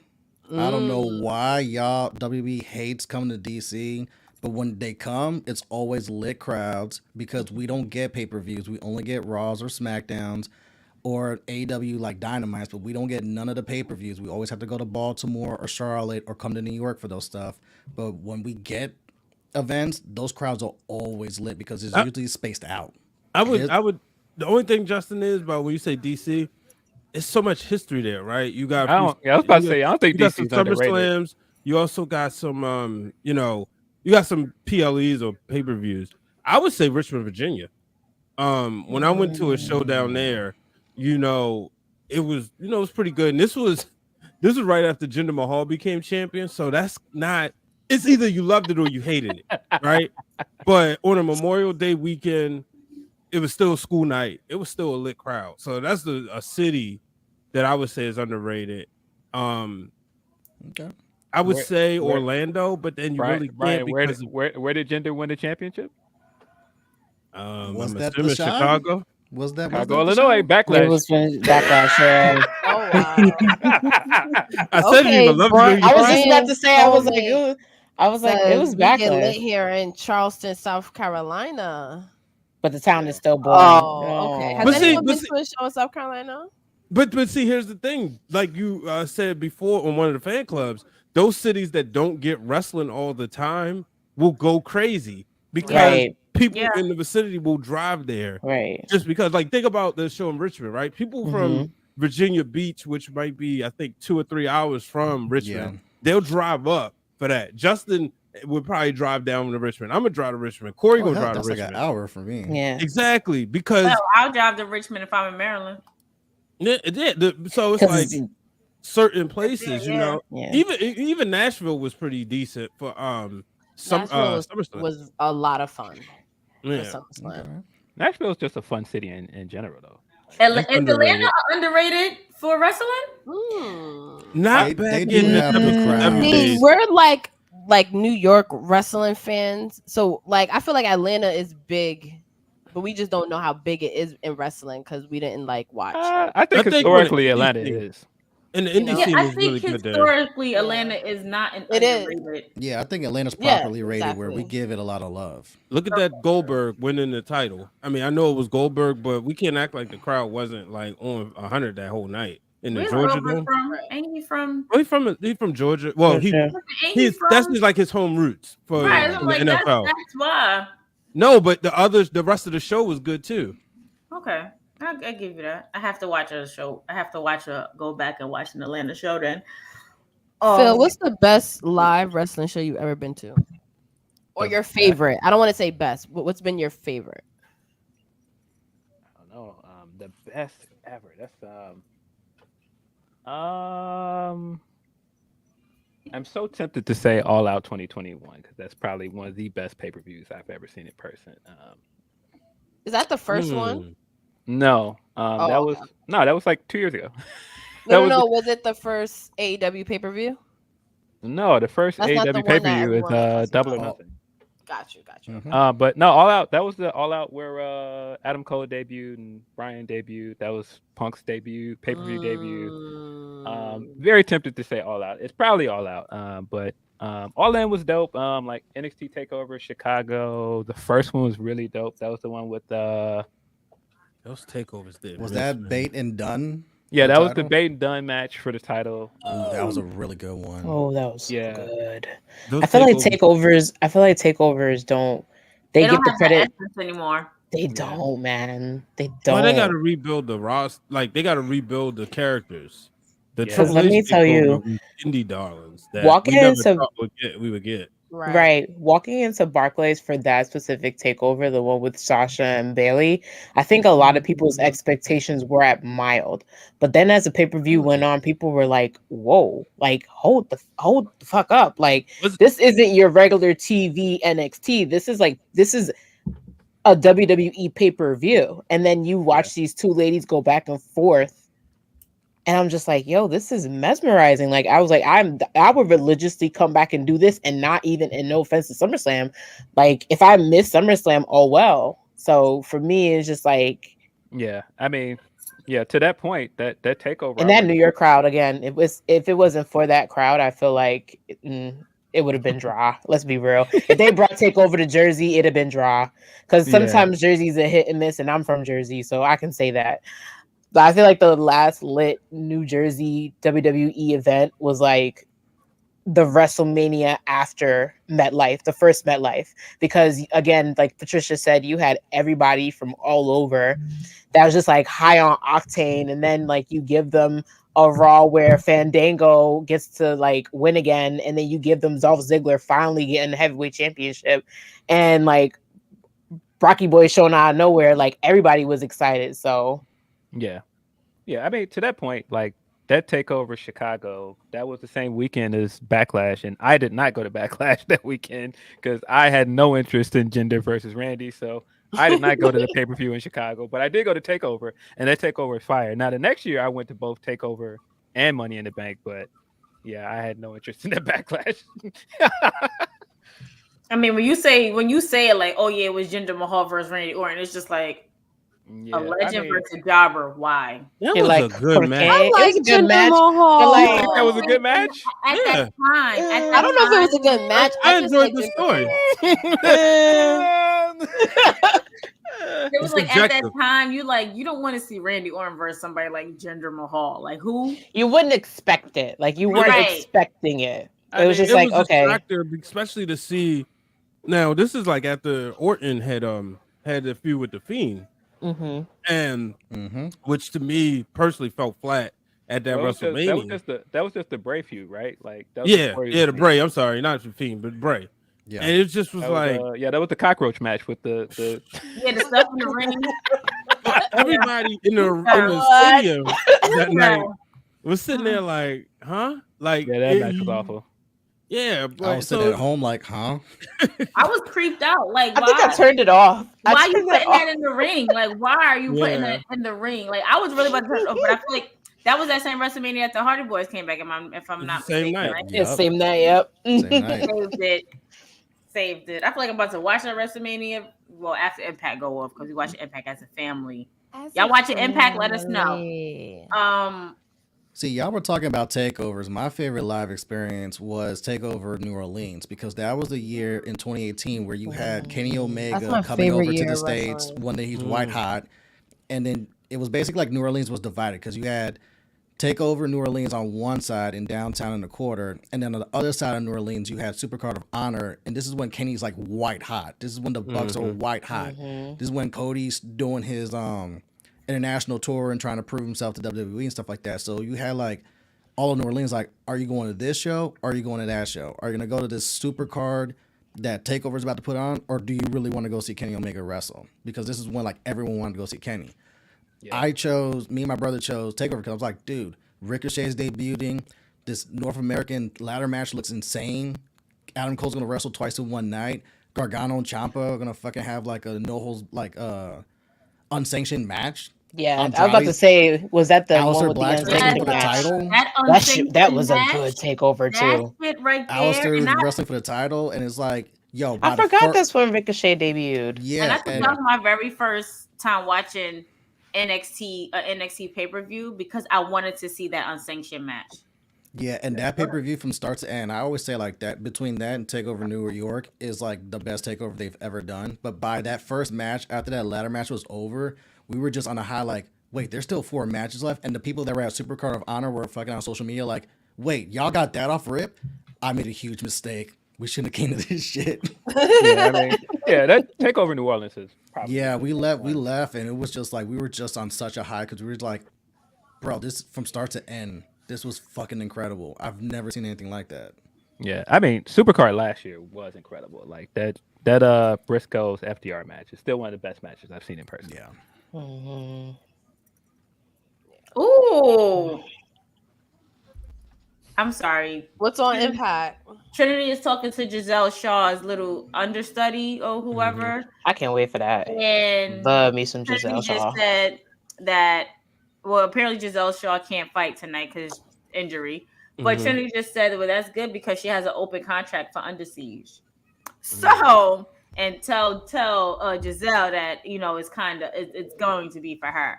So I can't wait. I'm sorry. So good. Trinity was on. That was after the match, right? Queen Mother. Well, the match didn't happen yet. That was just like the backstage promo. Because Trey Miguel was just fighting somebody in the ring. And he won, and then somebody else came out, and this guy looks like older Dean Ambrose. I don't know. I don't watch Impact. I'm getting into it, so please bear with me. Yeah, I didn't come for us in the comments. Yeah, I didn't see the backstage segment. I was there for the match, so I saw the Trinity match already. So. No spoilers, please. Thanks. So good. Yeah, in the mecca of pro wrestling. Yeah, making a point. Yeah. So there was a question earlier that I wanted everybody to answer. It was asked earlier. It's too far up now, but basically the question asked, do we ever get starstruck by I'll find it. wrestlers? Because that person said that he was fanboy. For I've me, never go ahead. I have never been starstruck by a wrestler, and I thought it was going to happen when I got to meet and interview Roman Reigns in 2015. That same year, SummerSlam came to Brooklyn. But I didn't. I didn't fangirl. I was real professional. I was real, in my mind and on the inside of me, though, different story. But on the outside, I've never fangirl for a wrestler. I feel like the only person I would really fangirl for, and we all know it's The Rock. I just make sure that you have the emergency contacts on file. You have a defibrillator. You have an asthma pump.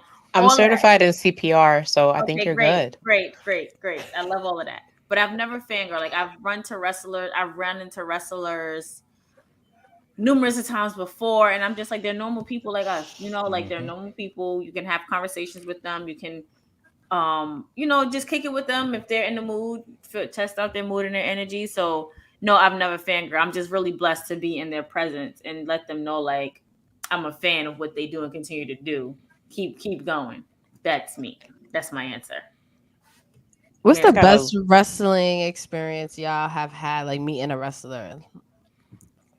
I was like Dallas. I finally got to meet Sasha after like all these years of like, I want to meet her, but then always there was something that happened that kept me from doing it. And Sasha and Mercedes is my favorite wrestler. She's the reason why I stuck around to wrestling. I've talked about this on fan clubs before. So Dallas, I made a conscious effort of like, I'm doing 3 things. I'm doing Wale Mania, meeting all of like, wrestling Twitter, stuff like that. I am fucking meeting Sasha.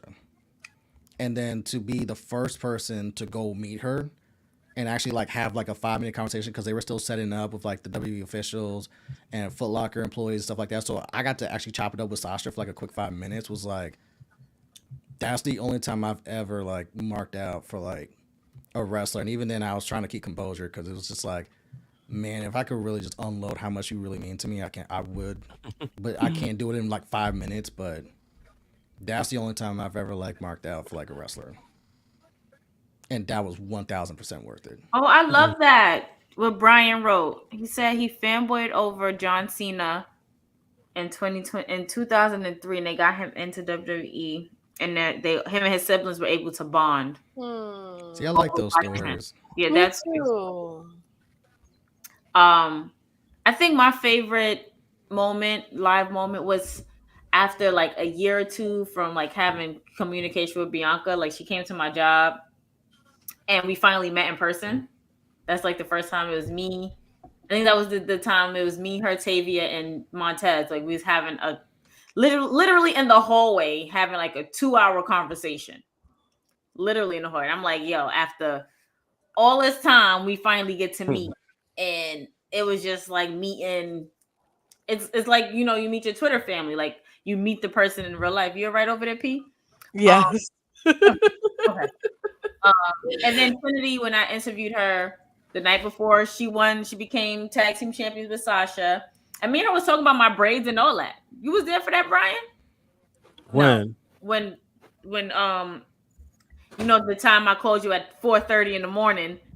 Oh, now it's 4:30. Like he admitted earlier. I wasn't there for the interview. I remember I had to leave by then. Yeah, me and Trinity was bonding over my braids. She goes, I didn't know he was gonna be here. Who does your braids? I need some knotless braids and and whatever. It was like a real moment. And then my infamous "Hey girl" for Survivor Series. That was it. Oh, that was amazing. That was so cool. Wait, we saw Phil in the press room. I don't remember which pay-per-view exactly it was. But how does it feel to be like in? Wait a minute. Were we in the press? Did you do the press conference afterwards? Yes. I did. Yeah, I did night one. Yeah. Night one. Okay. How did it feel being in a WWE press conference?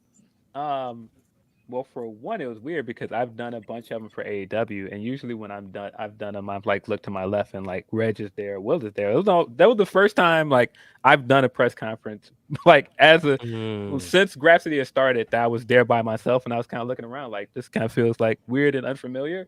But it was different. I think just WWE, you could tell just like how big of a production it is every time you go to anything WWE related. It's just totally different than any other wrestling experience. But yeah, it was just different. I was laughing afterwards because I was like, "Dang, I had a really good question," and I was sitting there like, "I had this great question, just didn't call on me for it though." But I don't know. It's wait, what was the question? Now I'm curious.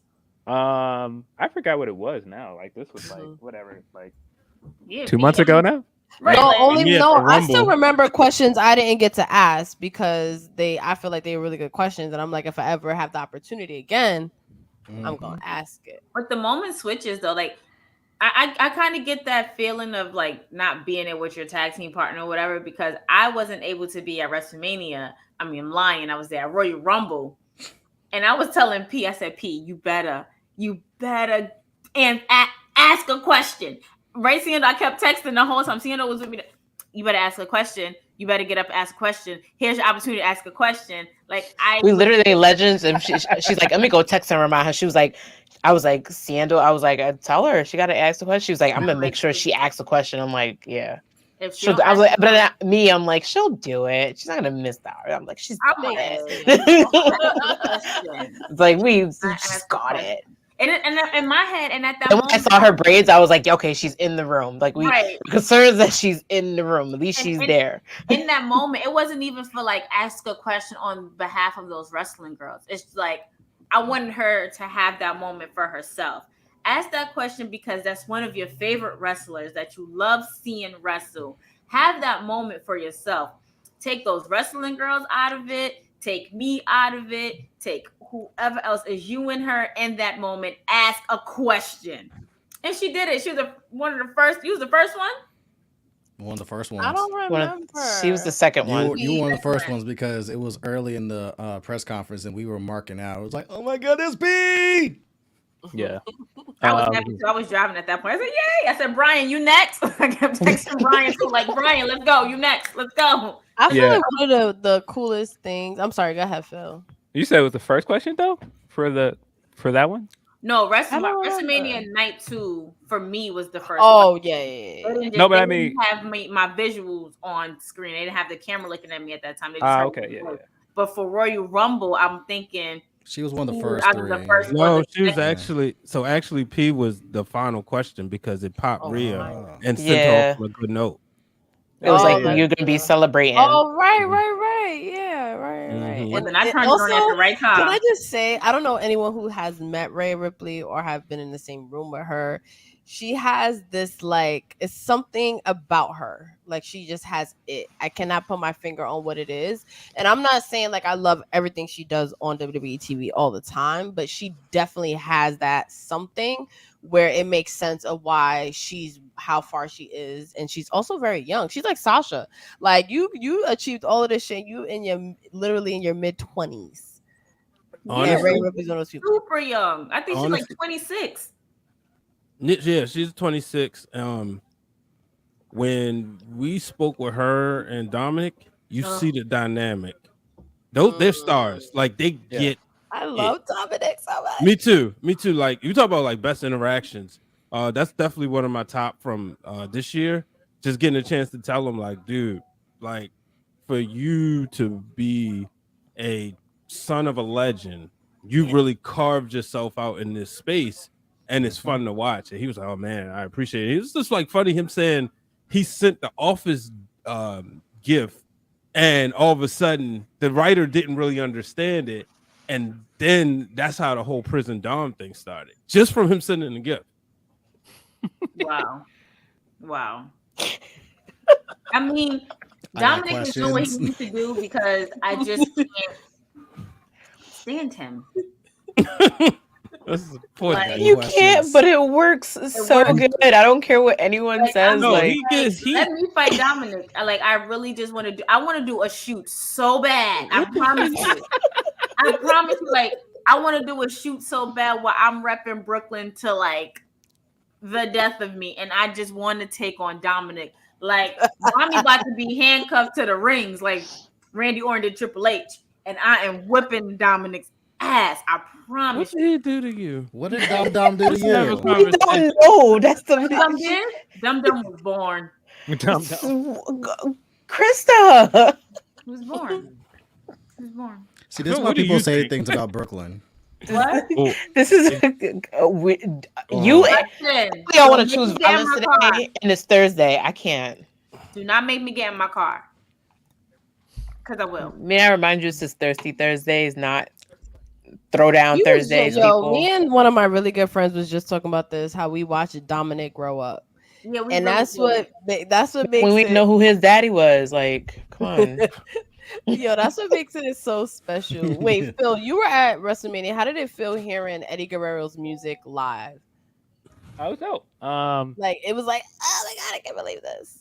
No, it was one of the best entrances of the night. I mean, the most vindicating moment for me of the night as a Rollins fan. I've been saying for the longest, this guy's the guy. He's super over, and just listening to how loud that crowd was for him, and like my phone at that moment was blowing up with people messaging me like, "Yeah, might have been right." I was like, I've been trying to tell y'all about. Yeah, I said it. Yo, the way the conductor. At first I thought it was a glitch. I'm like, wait a minute, are they glitching on TV? And then I'm like, oh no, they resetting. Okay, got it.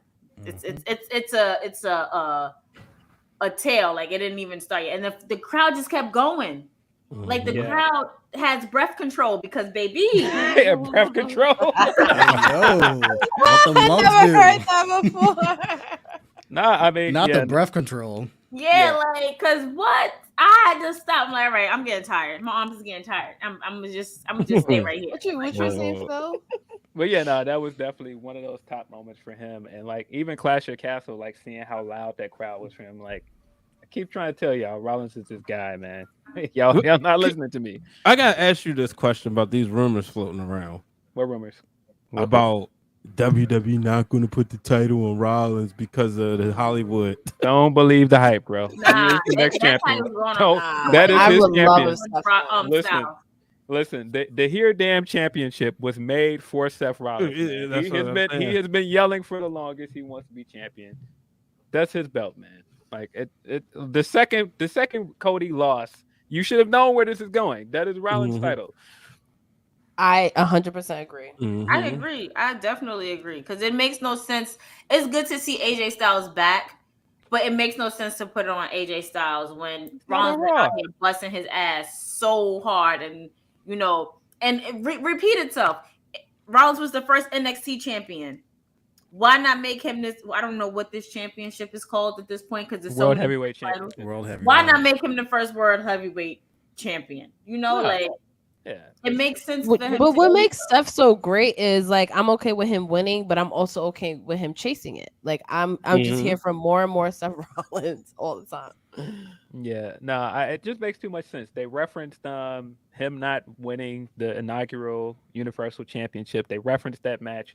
The match is happening in Saudi Arabia, where he lost the Universal title to the Fiend. Nah, he's winning, man. I forgot about that. I remember that. Well, I watched that from at work, and I was like, really? Yeah, Justin owes me a soda. It's on the record. We jinxed. But yeah, definitely forgot about that. We said the same thing at the same time. So I said, Jinx, you owe me a soda. I didn't give my favorite wrestling experience. I don't know if it's controversial, but go ahead. CM Punk. Like meeting CM Punk for the first time ever was one of my favorite wrestling experiences. Just because I'm a CM Punk fan, but I met him twice because I went to a sign-in. This is way before I was writing or podcasting or anything. And so I went in to like get his autograph or something. Still have the autograph somewhere. And he was like, "Hey, what's your name?" I was like, "Phil." He's like, "Wait, really? Hell of a name." I was like, "Great." And so I saw him later because I did the photo op too. And like I just in the moment, because Chicago me, I like dapped him and he was like confused by it. He was like looking like he didn't know how to do it. And he stood there for a minute. He was like, "Wait a minute, I'm white. You can't." Oh my god! Why is this so funny? What is this dab? He was like, it was just a dab, and he was like so confused by it. He was like, "You're embarrassing me here, man. I'm white. Like I don't have as much. I'm not as cool as you." I'm glad he knows his place, though. He knows his place. Matt knows his place. He knows his place. He ain't no fool. He from Chicago, but he know what side he on. Oh, what up, and all that, and we gonna look at him like, what? Not really place. How many times did you say the N-word around your black friends? Like he's not gonna. He don't look like the type though. We know who looks like the type that does. We all know who looks like the type that does, and we're not gonna say that name either. Who, Logan Paul? Absolutely. 1000%. We're not even talking about him. Oh. No, you know who I had a good experience with? Probably the only time I like really got tongue tied was Bret Hart when he signed my Winged Eagle belt. Like I'm sitting up there. Shout out to Dr. D because he had a media pass, so he helped me like root the line. And I'm like, this is the Winged Eagle belt. He's like, say it's the Divas belt, and I was like, the Winged Eagle belt, and he was like, oh yeah. And so he looked at it, he signed it, and then he said, I heard they're getting a new belt. This is before they brought the WWF title that Daniel Bryan would have. And I was just sitting there and I'm like, yo, this is like crazy. And like it didn't matter that, you know, he was gray hair Bret Hart. It was still like it was Bret the Hitman Hart. It's still Bret Hart. Mm-hmm. Yo, I was able to like pound him at that show that we went to Sandal, and I was like, oh my god, hearing his music pop, like that's what I want to hear. Thankful that I've never had a bad experience with the rest. I mean, I had one, but I'm not gonna choose to speak on it. But for all of my like favorites so far, it's been amazing. Like I met Sasha. It was a great experience. When she surprised the wrestling club, like Big E, like, you know, where they're like, don't meet your heroes. And like, I would be so devastated if I met like a Sasha Banks or Big E and like, it wasn't pleasant. But every wrestler I meet, and it's usually during WrestleMania week, it's always like, they're always so nice. Like, I love that. You know, they're authentic. Like that's their authentic selves. Right.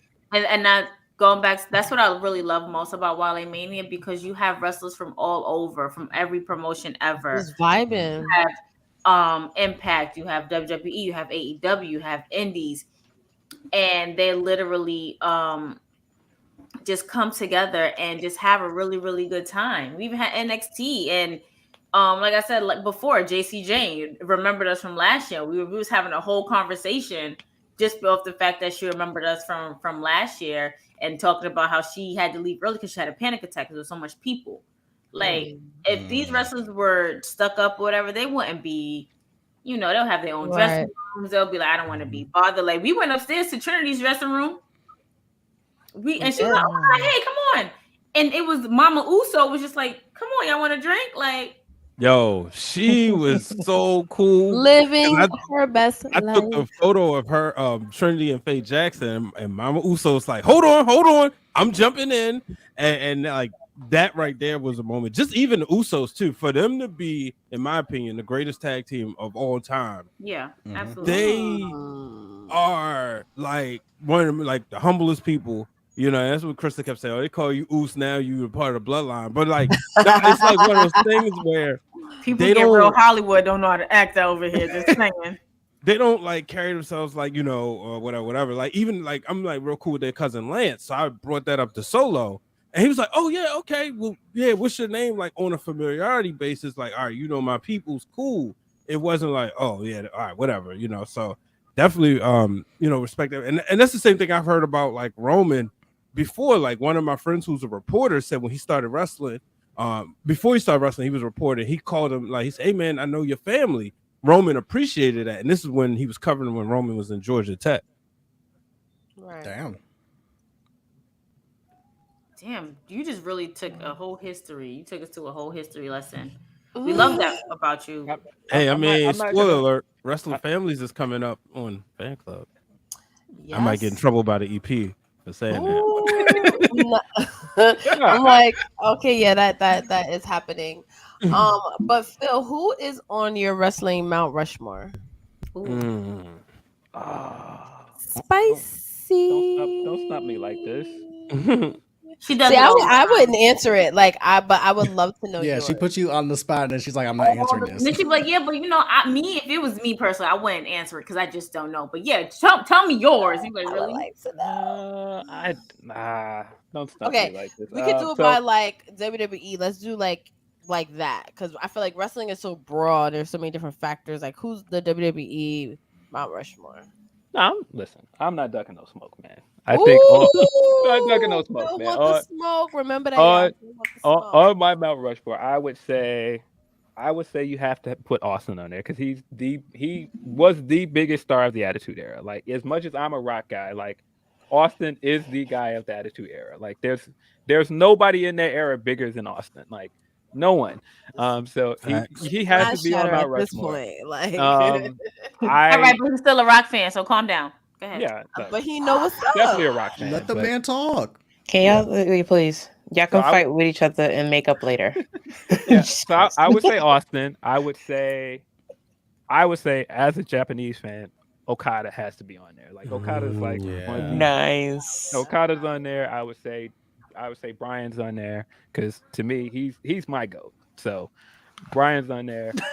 And I think last four, I would put Mercedes on there just because, like, I think in terms of like women's wrestling, there's not much bigger than Mercedes. I mean, you could say other people, but like when you look at accolades and everything she's done, she belongs on there. That's true. I like that.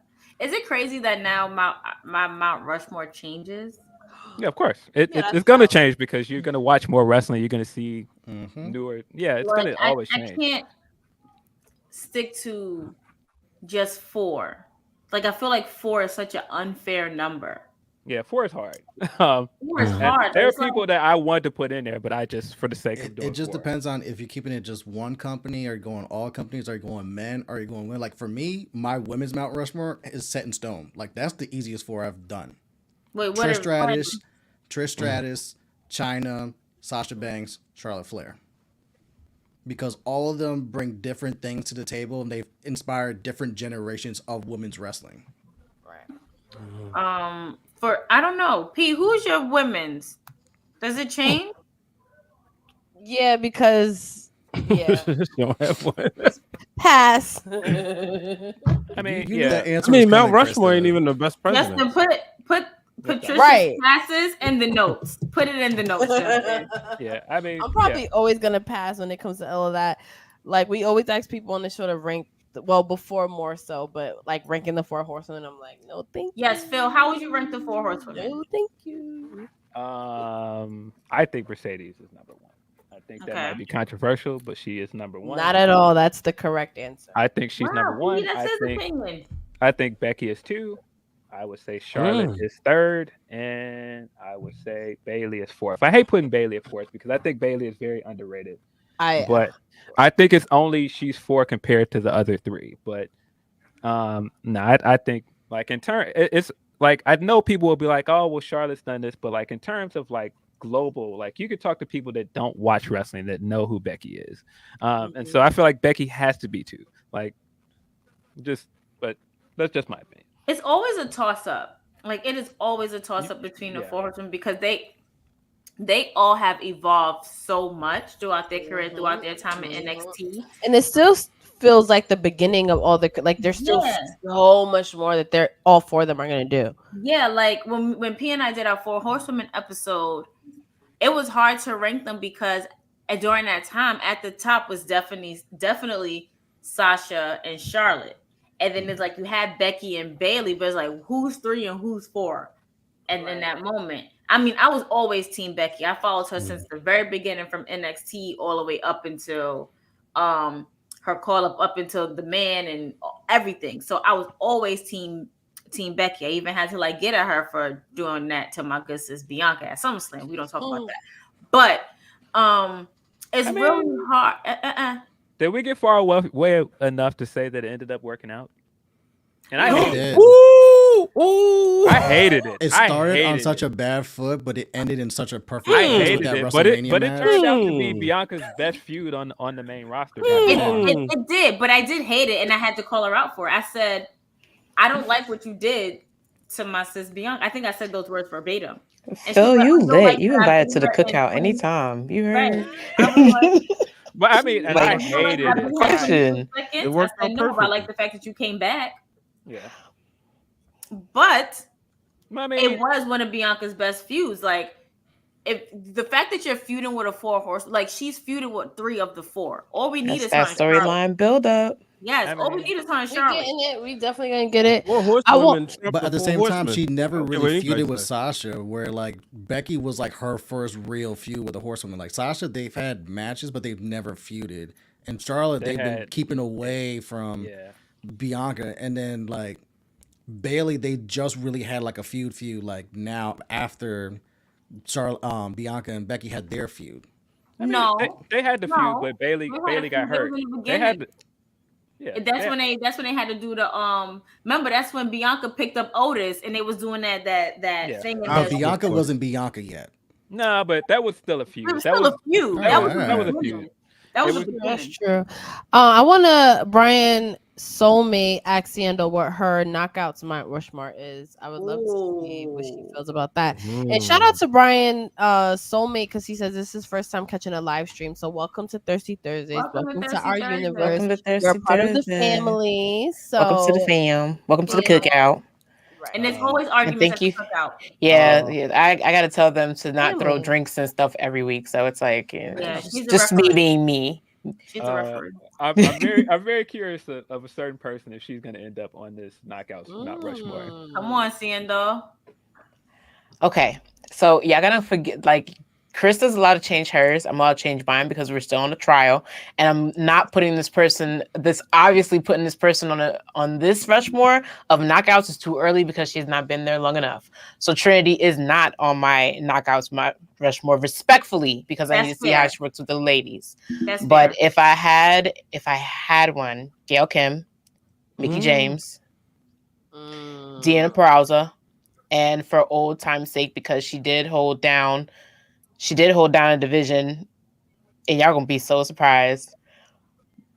But Angelina Love definitely belongs on that Rushmore. And if I had to have a 5th person, I'm gonna give it to Madison Rayne, just because Madison Rayne is literally one of, if not, she's one of the hardest working women when knockouts weren't even getting the recognition after most of the OG knockouts were gone. She was still holding it down for a while until she got to AEW. So it's definitely that, and leave it where it's at. A lot of people are saying I left, expect me to leave Awesome Kong up there. I feel like Awesome Kong is just like, she's the Roman Reigns of that knockouts division. She held it down so well, in my opinion, that as I put her on the Rushmore, I kind of see her as like, the way people see Roman is the way I see Awesome Kong. So for the knockouts division, she's the Mecca. Exactly. So all right, Trinity's match is on right now, you guys. Just let you Yeah. know. Just let you know. But But- y'all can continue conversations. The Yeah. controversial one, I was wondering, I was like, do you acknowledge Tessa's run as a knockout? We don't acknowledge her.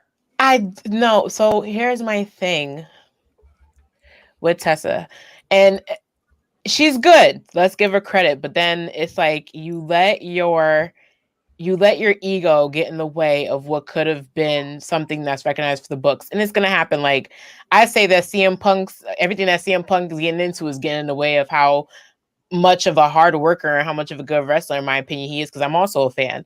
But I'm allowed to say that because it's true. A lot of even what's going on now, like we should be excited about him coming back to AEW, and we not. Why? Because we still worried about him having beef with reporters. That it's like, okay, we forget. Sorry. So trust me, they didn't want to put him on that poster, but we know it's all politics. CM Punk's fault. Yeah. Okay. Again, see what I mean? See, this that shit that I'm talking about. Anyway, so but with her, she had it's a lot of legacies that do that. They had the pedigree, the hard work, and the dedication, and they didn't even have to worry about their generational before their predecessor before them to worry about how good they are, but they fuck it up by doing the stuff that they do. And she did just that. Like you did not have to do or act the way that you act. Right. Yeah, I mean, I think Punk is different.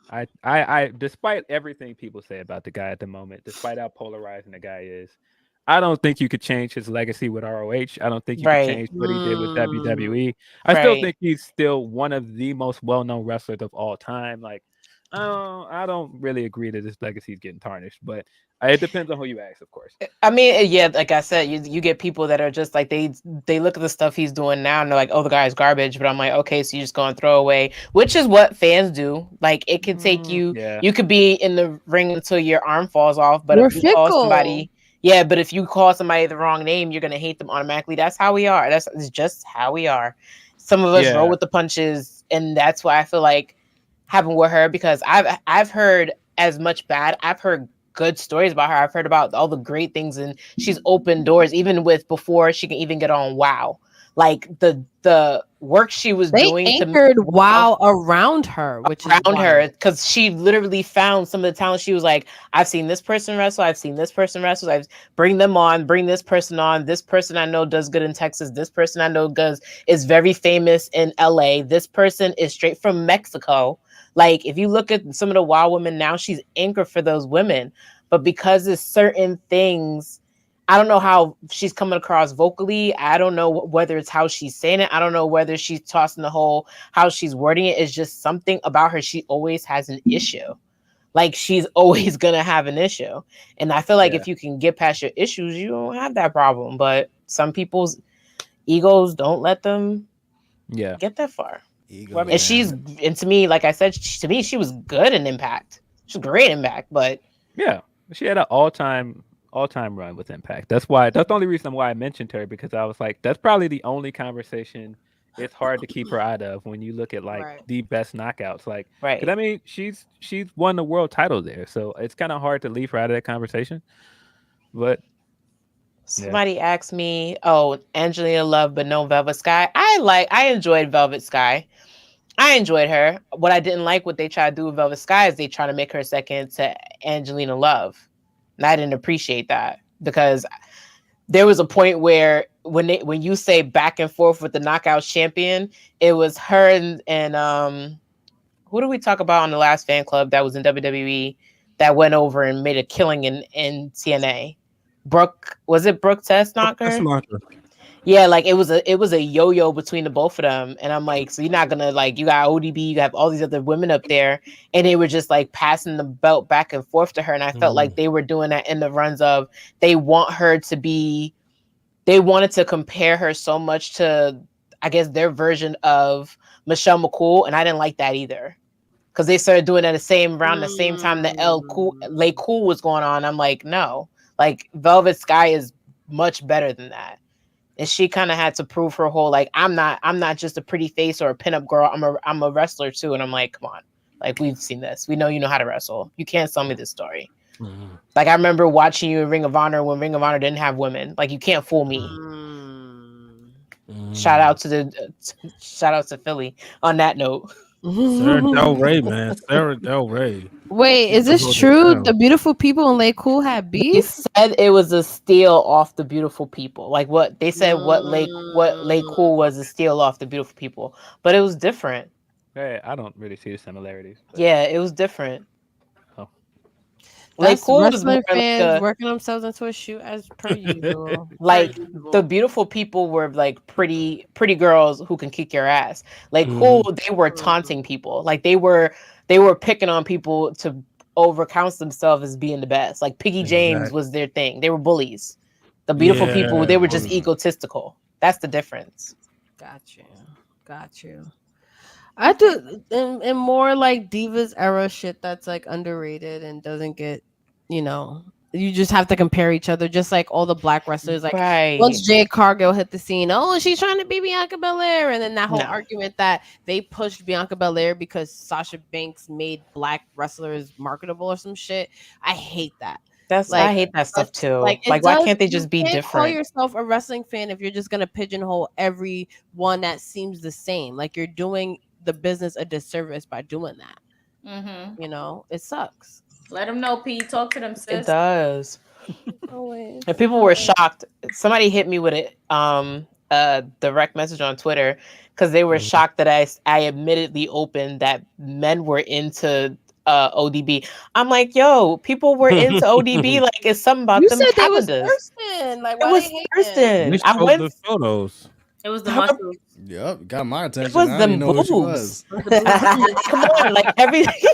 I was like, hallelujah. She had the most strategic merch out of everybody in TNA. Like she literally had a trucker tank top with 2 palms right on her boobs. Nice. And she wanted to literally have no ring gear and just that flask and just them boots. She literally just cut the middle of the t-shirt, brought out like if she was a Fenty model, and went out there and did her thing. The mohawk did it. The bandana head did it the same. I compare it the same way that some people love the appearance of the Briscoes, and trust me, there are people that are fans of that. They were a fan of her, and I'm just like, you can't be surprised. She's so like if they were to have done a faction, ODB and the Briscoes, they would be like 1000%. I already know where you're going. Like the Triple H, Shawn Michaels in China of the time. Like, hello, get into it. Come on now, come on. See the vision. You see the vision. See the vibes. That's would have been. See the vibes. Definitely see the vibes. But this was actually a fun Thirsty Thursday. Just want to tell everyone thank you for joining. Everyone continue to please send your prayers up for Christina. She'll definitely be back the next Thirsty Thursday. Christina, we love you. We're praying for you. Thank you, Phil, for joining us. Do you have any closing remarks? Of course, but besides, we're going to let everybody know where they can find you at. But do you have any closing remarks on anything? Just let us know what's going on. No, just thanks for having me, man. It's dope seeing you guys out doing your thing. I think that was one of the coolest things during WrestleMania weekend, seeing you guys get to do the junket and the press conference. Because I keep saying, like, no, they need to let more like black podcasters into these things. I don't like it's happening more and more, but I think that's one of the good things I've seen within the last year or two is seeing these companies acknowledge black podcasters and give them a space at these like events and send wrestlers there to do interviews. So I agree. And I've been seeing too, like there's like more and more of us in these spaces. I feel like every press conference we're gonna see more familiar faces. And Phil, like I always talk about how like you were one of my editors at Diva Dirt and how much I enjoy working with you. And you, as well as a lot of other people like Brian H. Waters, like, the other podcasters out there. Shout out to Kristen Ashley and Bell to Bells and everything they do for women's wrestling. Like, they were kind of the foundation a little bit of wrestling Twitter when I first got on there. And, now that space has grown so much. But the fact that we are seeing more familiar faces in the, Will going to, AEW and all those sorts of things. Like, it's all the hard work that we all put into that space. Like, we literally built a table for ourselves. Like, we put ourselves in these rooms. And I think, we should absolutely take a toast to you, Phil, and everything you've been doing and everything you've done and the platforms that you're a part of. And you know, the doors that you're opening up, you don't realize you're opening up, just like Krista B and I and Brian, we're opening up doors for so many people. So I definitely want to toast all the success of Black wrestling content creators out there. And I shouldn't just say Black, I should say everyone grinding. Oh, who brought the gong back? Who put the gong? Oh, Brian. Sound effects. Like, you see what that Maryland Brian, the producer, Waters. You already know who it was. Why you guys are surprised. No, because what happened was when I was watching and I was still working on stuff for work, I had added it, and I meant to say in the text like, "Don't worry, I got you," and then I forgot about it because we never texted the group chat. That's crazy. I know, because I was working. I'm working and watching. That's crazy. Oh, he said he's celebrity. He was booked already. He was booked and busy. That's what I heard. Y'all heard that, right? I was cutting footage for the celebrities. Y'all heard that he was booked, right? Okay, got it. Heard it. Wow. Press release is coming through from AP. See, now this Associated Press. Now I got to pull an all-nighter to talk about how Brian done. I mean, I'm just saying, I'm not on 3 different shows in one day, so. Yeah, and we have Phil Grace us too. Like tonight, he took time out. A lot of star he came from one stream to this stream. Thanks for bringing the star power to those wrestling girls. It's a lot of star power. We really appreciate it. We don't even compare, P. We don't even compare. Right nah. I seen dude do like a whole diss track on y'all that night. That was one of the funniest nights of Twitter for me. Y'all don't remember homeboy that was like the Lacey stand, and he was like, "Nah, oh my T wrestling girls." Wait, what? I remember there was a diss track out there. I didn't watch the whole thing. This guy, so stupid. This guy really was curious that the girls were not feeling Lacey. I remember this whole thing, and it's weird because the guy like followed me and slid into my DMs and was like, "I just want to let you know you're really pretty." And I was like, block. And he was like, "Those wrestling girls talking about some Lacey Evans doesn't have enough control." I was like, "Bro." And he was like showing pictures of him meeting her. Like hard on. Like, we get it, but like it's never that serious to like disrespect women like that. So I was just like, I saw him and I was like, "Follows you," and then I saw my DMs. I was like, delete. Like, ew. It's like that's what you're not going to do. I'm just stuck on diss track. Like, it wasn't really a diss track. I'm putting a lot on it. Yeah, he made a video and everything. He sure did. And people on Twitter were being funny. They were like, "Ooh, look at somebody finally." He did a music video too. Girls, I'm famous now. But you know what's funny though? I gotta give it to him because he would have that. He would get like his account like taken away, and he had that new account ready on deck. I'm like, yo, how did he? And then he'll already have like 300 followers by the time he came back into my orbit. I'm like, what the fuck is happening? It's like, we get it. At Lacey can't wrestle. You like Lacey Evans. Yeah, like But to stand on that, to literally have your whole life, like your whole life is defending everyone in the whole world, and you choose Lacey Evans in 2021. Yo, no, but he was standing. He was on that hill. He said, "I don't care if it's lightning, a snowstorm. I don't care if it's a fucking tsunami. I'm standing on this hill and on this Lacey hill." He wasn't leaving. And I'm like, why is this guy going so hard? Like, you guys, I don't even think you guys said anything that bad. That's the funny part. We didn't. I think P said something to the effect of she wished that they were doing more with Lacey Evans. Right. And it wasn't a dig to Lacey. It was a dig to creative. Mm-hmm. And he took it as, "Oh, you guys are Lacey." Oh, not you trying to hit Trinity? Hell no. Sorry. Took it as, "Oh, y'all don't support Lacey Evans. How you're supposed to be like a women's wrestling podcast and supposed to da da da da." And then he literally He's trying to light y'all on fire. I don't get it. He recorded himself on his BlackBerry because that's what it was given. That was the video quality. It was given BlackBerry. He was given 240p. Yes, he recorded himself on his BlackBerry trying to diss us. Like, we couldn't even hear you because the sound quality wasn't even up to par. It's like he hit y'all whole handle. At T Wrestling Girls. I talking about. He even had to specify T Wrestling Girls. They not doing enough with Lacey. I'm adding right now. I was like, whoa.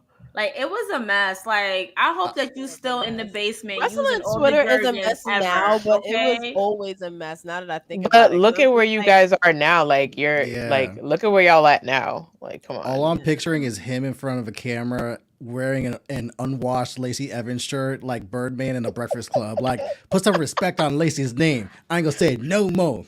Yeah, basic. And first of all, On that note, first of all, and then how about in the video? You don't even know who he was looking because he was definitely looking in two different directions. Christian. nah, he subjected himself. So you say he has Shawn Michaels eyes? Yes.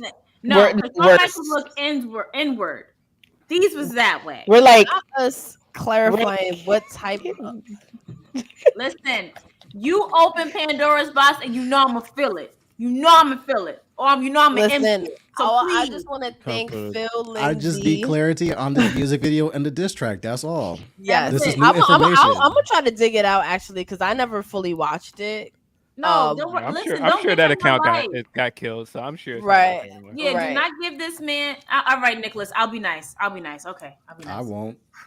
Nicholas said, "Be nice." That was Yeah, he told me to be nice. funny. I'm gonna be nice, but at the end of the day, don't sit here and try That to. was a wild time, though. Y'all were only at. Try to come for us because it's like we're look at where we are, and you're probably still using up all the jergens in your mama's house. So please, Oh my God! That's a good segue. yeah, we signing out. Winding down and thanking everybody for joining us for this month's Thirsty Thursday.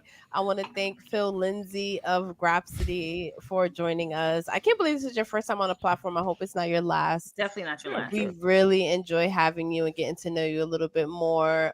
Where can everybody find you? You can follow me at PhilDeal616 on Twitter. And of course, you can find Grapsity every Saturday at noon on Fightful's YouTube channel. Do Ask Grapsity every other week on Fightful Select. And you can find my writing at Bleacher Report. That's Love it. that, Make love sure that. y'all follow. I don't think that we need to reiterate where you can follow us at, but for those who do not know, we do because we do have a first time. We do, viewer. and we can tell everybody all the stuff we We got. tell going everybody on. what we're doing, but we're gonna save us for last. Let's start with the superstar in this building because I feel the rates going up by the second. So Brian, you go first. It's That's up so and it's good. up. You can find me at Brian H. Waters everywhere. Instagram, TikTok, and Twitter. And make sure you check out the Wrestling Realm and check out Wednesday Worldwide. And of course, right here on Wednesdays at 7:00, TWG Fan Club. It was him coming in with the Barry White voice. Just saying, Justin. Well, how do I follow Hollywood? Well, I'm gonna try my best right here. You gotta make it work. Gotta make it work. So you can find me on all social media platforms at It's Justin Rich. You can find me here Wednesday nights from 10 to 9 for TWG Fan Club with myself, Queen PR, Hollywood Waters, and Ciendo, where we talk all things wrestling. You can catch me Tuesday nights from time to time on Twitter Spaces for Turnbuckle Talk with Mimi and Corey around 6:35 p.m., where we talk all things wrestling. You can catch me from time to time on True Heel Heat Sports and True Heel Heat Wrestling. Both of those channels are located on YouTube, where we talk sports, wrestling, and all that fun stuff. We here, we outside, we active. Put the jergens down. Go touch grass. Life advice from Justin Rich. I can't follow up with neither one of those. Just to Wait. put the jersey Okay. down for me. Woo. All right. And as you guys already know, it is your honorary wrestling girl, Ciendo B. You can catch me on all my platforms. Reload.relive on Insta, reload.relive on YouTube, reload.relive on TikTok, and reload via film on Twitter. Well, no, I will not attack you if you are a Lacey Evans fan, but I will not spit an ether on you either. So don't come to that page my energy. YouTube video dropping tomorrow of the Palm Springs vlog. Can't wait for all of you guys to see that. And every Wednesday, you can catch me being me with the 3 best friends that anybody can have on TWG Fan Club every Wednesday. And yes, please, if you are the ultimate fan person, wash that t-shirt. It is gross. Ooh. Do not wear a t-shirt without washing it. Period. Okay. Life advice. Before we head out, I want to remind everybody to check out our Carmela episode. I am so proud of it. It was our first live episode that we recorded last Saturday, and it is out on all podcast platforms and on YouTube. So go check that out. And on Sunday, we are streaming our Alundra Blaze / Medusa classic episode and our interview with her from last winter for the first Women's Wrestling Hall of Fame. I'm gonna end the stream with you have to let people know where they can find you, P. Everybody knows where to find me at this point. It's right here. It's right here at Queen3_PR. There you go. You find me, Miss Krista B, on Instagram, MS_KRISTAB_, and on Twitter, MS_KRISTAB. Ciendo. Her name is Ciendo. Let's keep forgetting. Yes, her name is Ciendo. Please make sure, as P said, you tune into Who's that? I don't know who that is. Remy from Ringside Society. Oh God, hi Remy. He always does that to me. Please shout out to Remy, but also please make sure you subscribe to us on Patreon, YouTube, TikTok, Twitch. We're affiliates on Twitch. Make sure you follow us on all social media platforms where we can be found at. And P, now you can close out the video.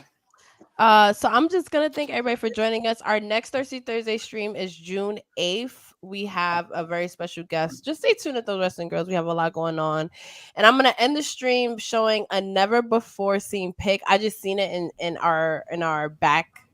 And I was just like, okay, I'm gonna post it. But I want to thank everybody for joining us. Of course, our special guest Phil, everyone in the comments, all our loyal community, Brian, Justin, Ciendo, thank you so much for taking time to drink with us. Prayers up for Christina and her family. We love you. We miss you. It is never the same without you. We love you so much. And we will see everyone on one of these streams. We on Twitch every week. So we will see you guys soon. Deuces. Damn.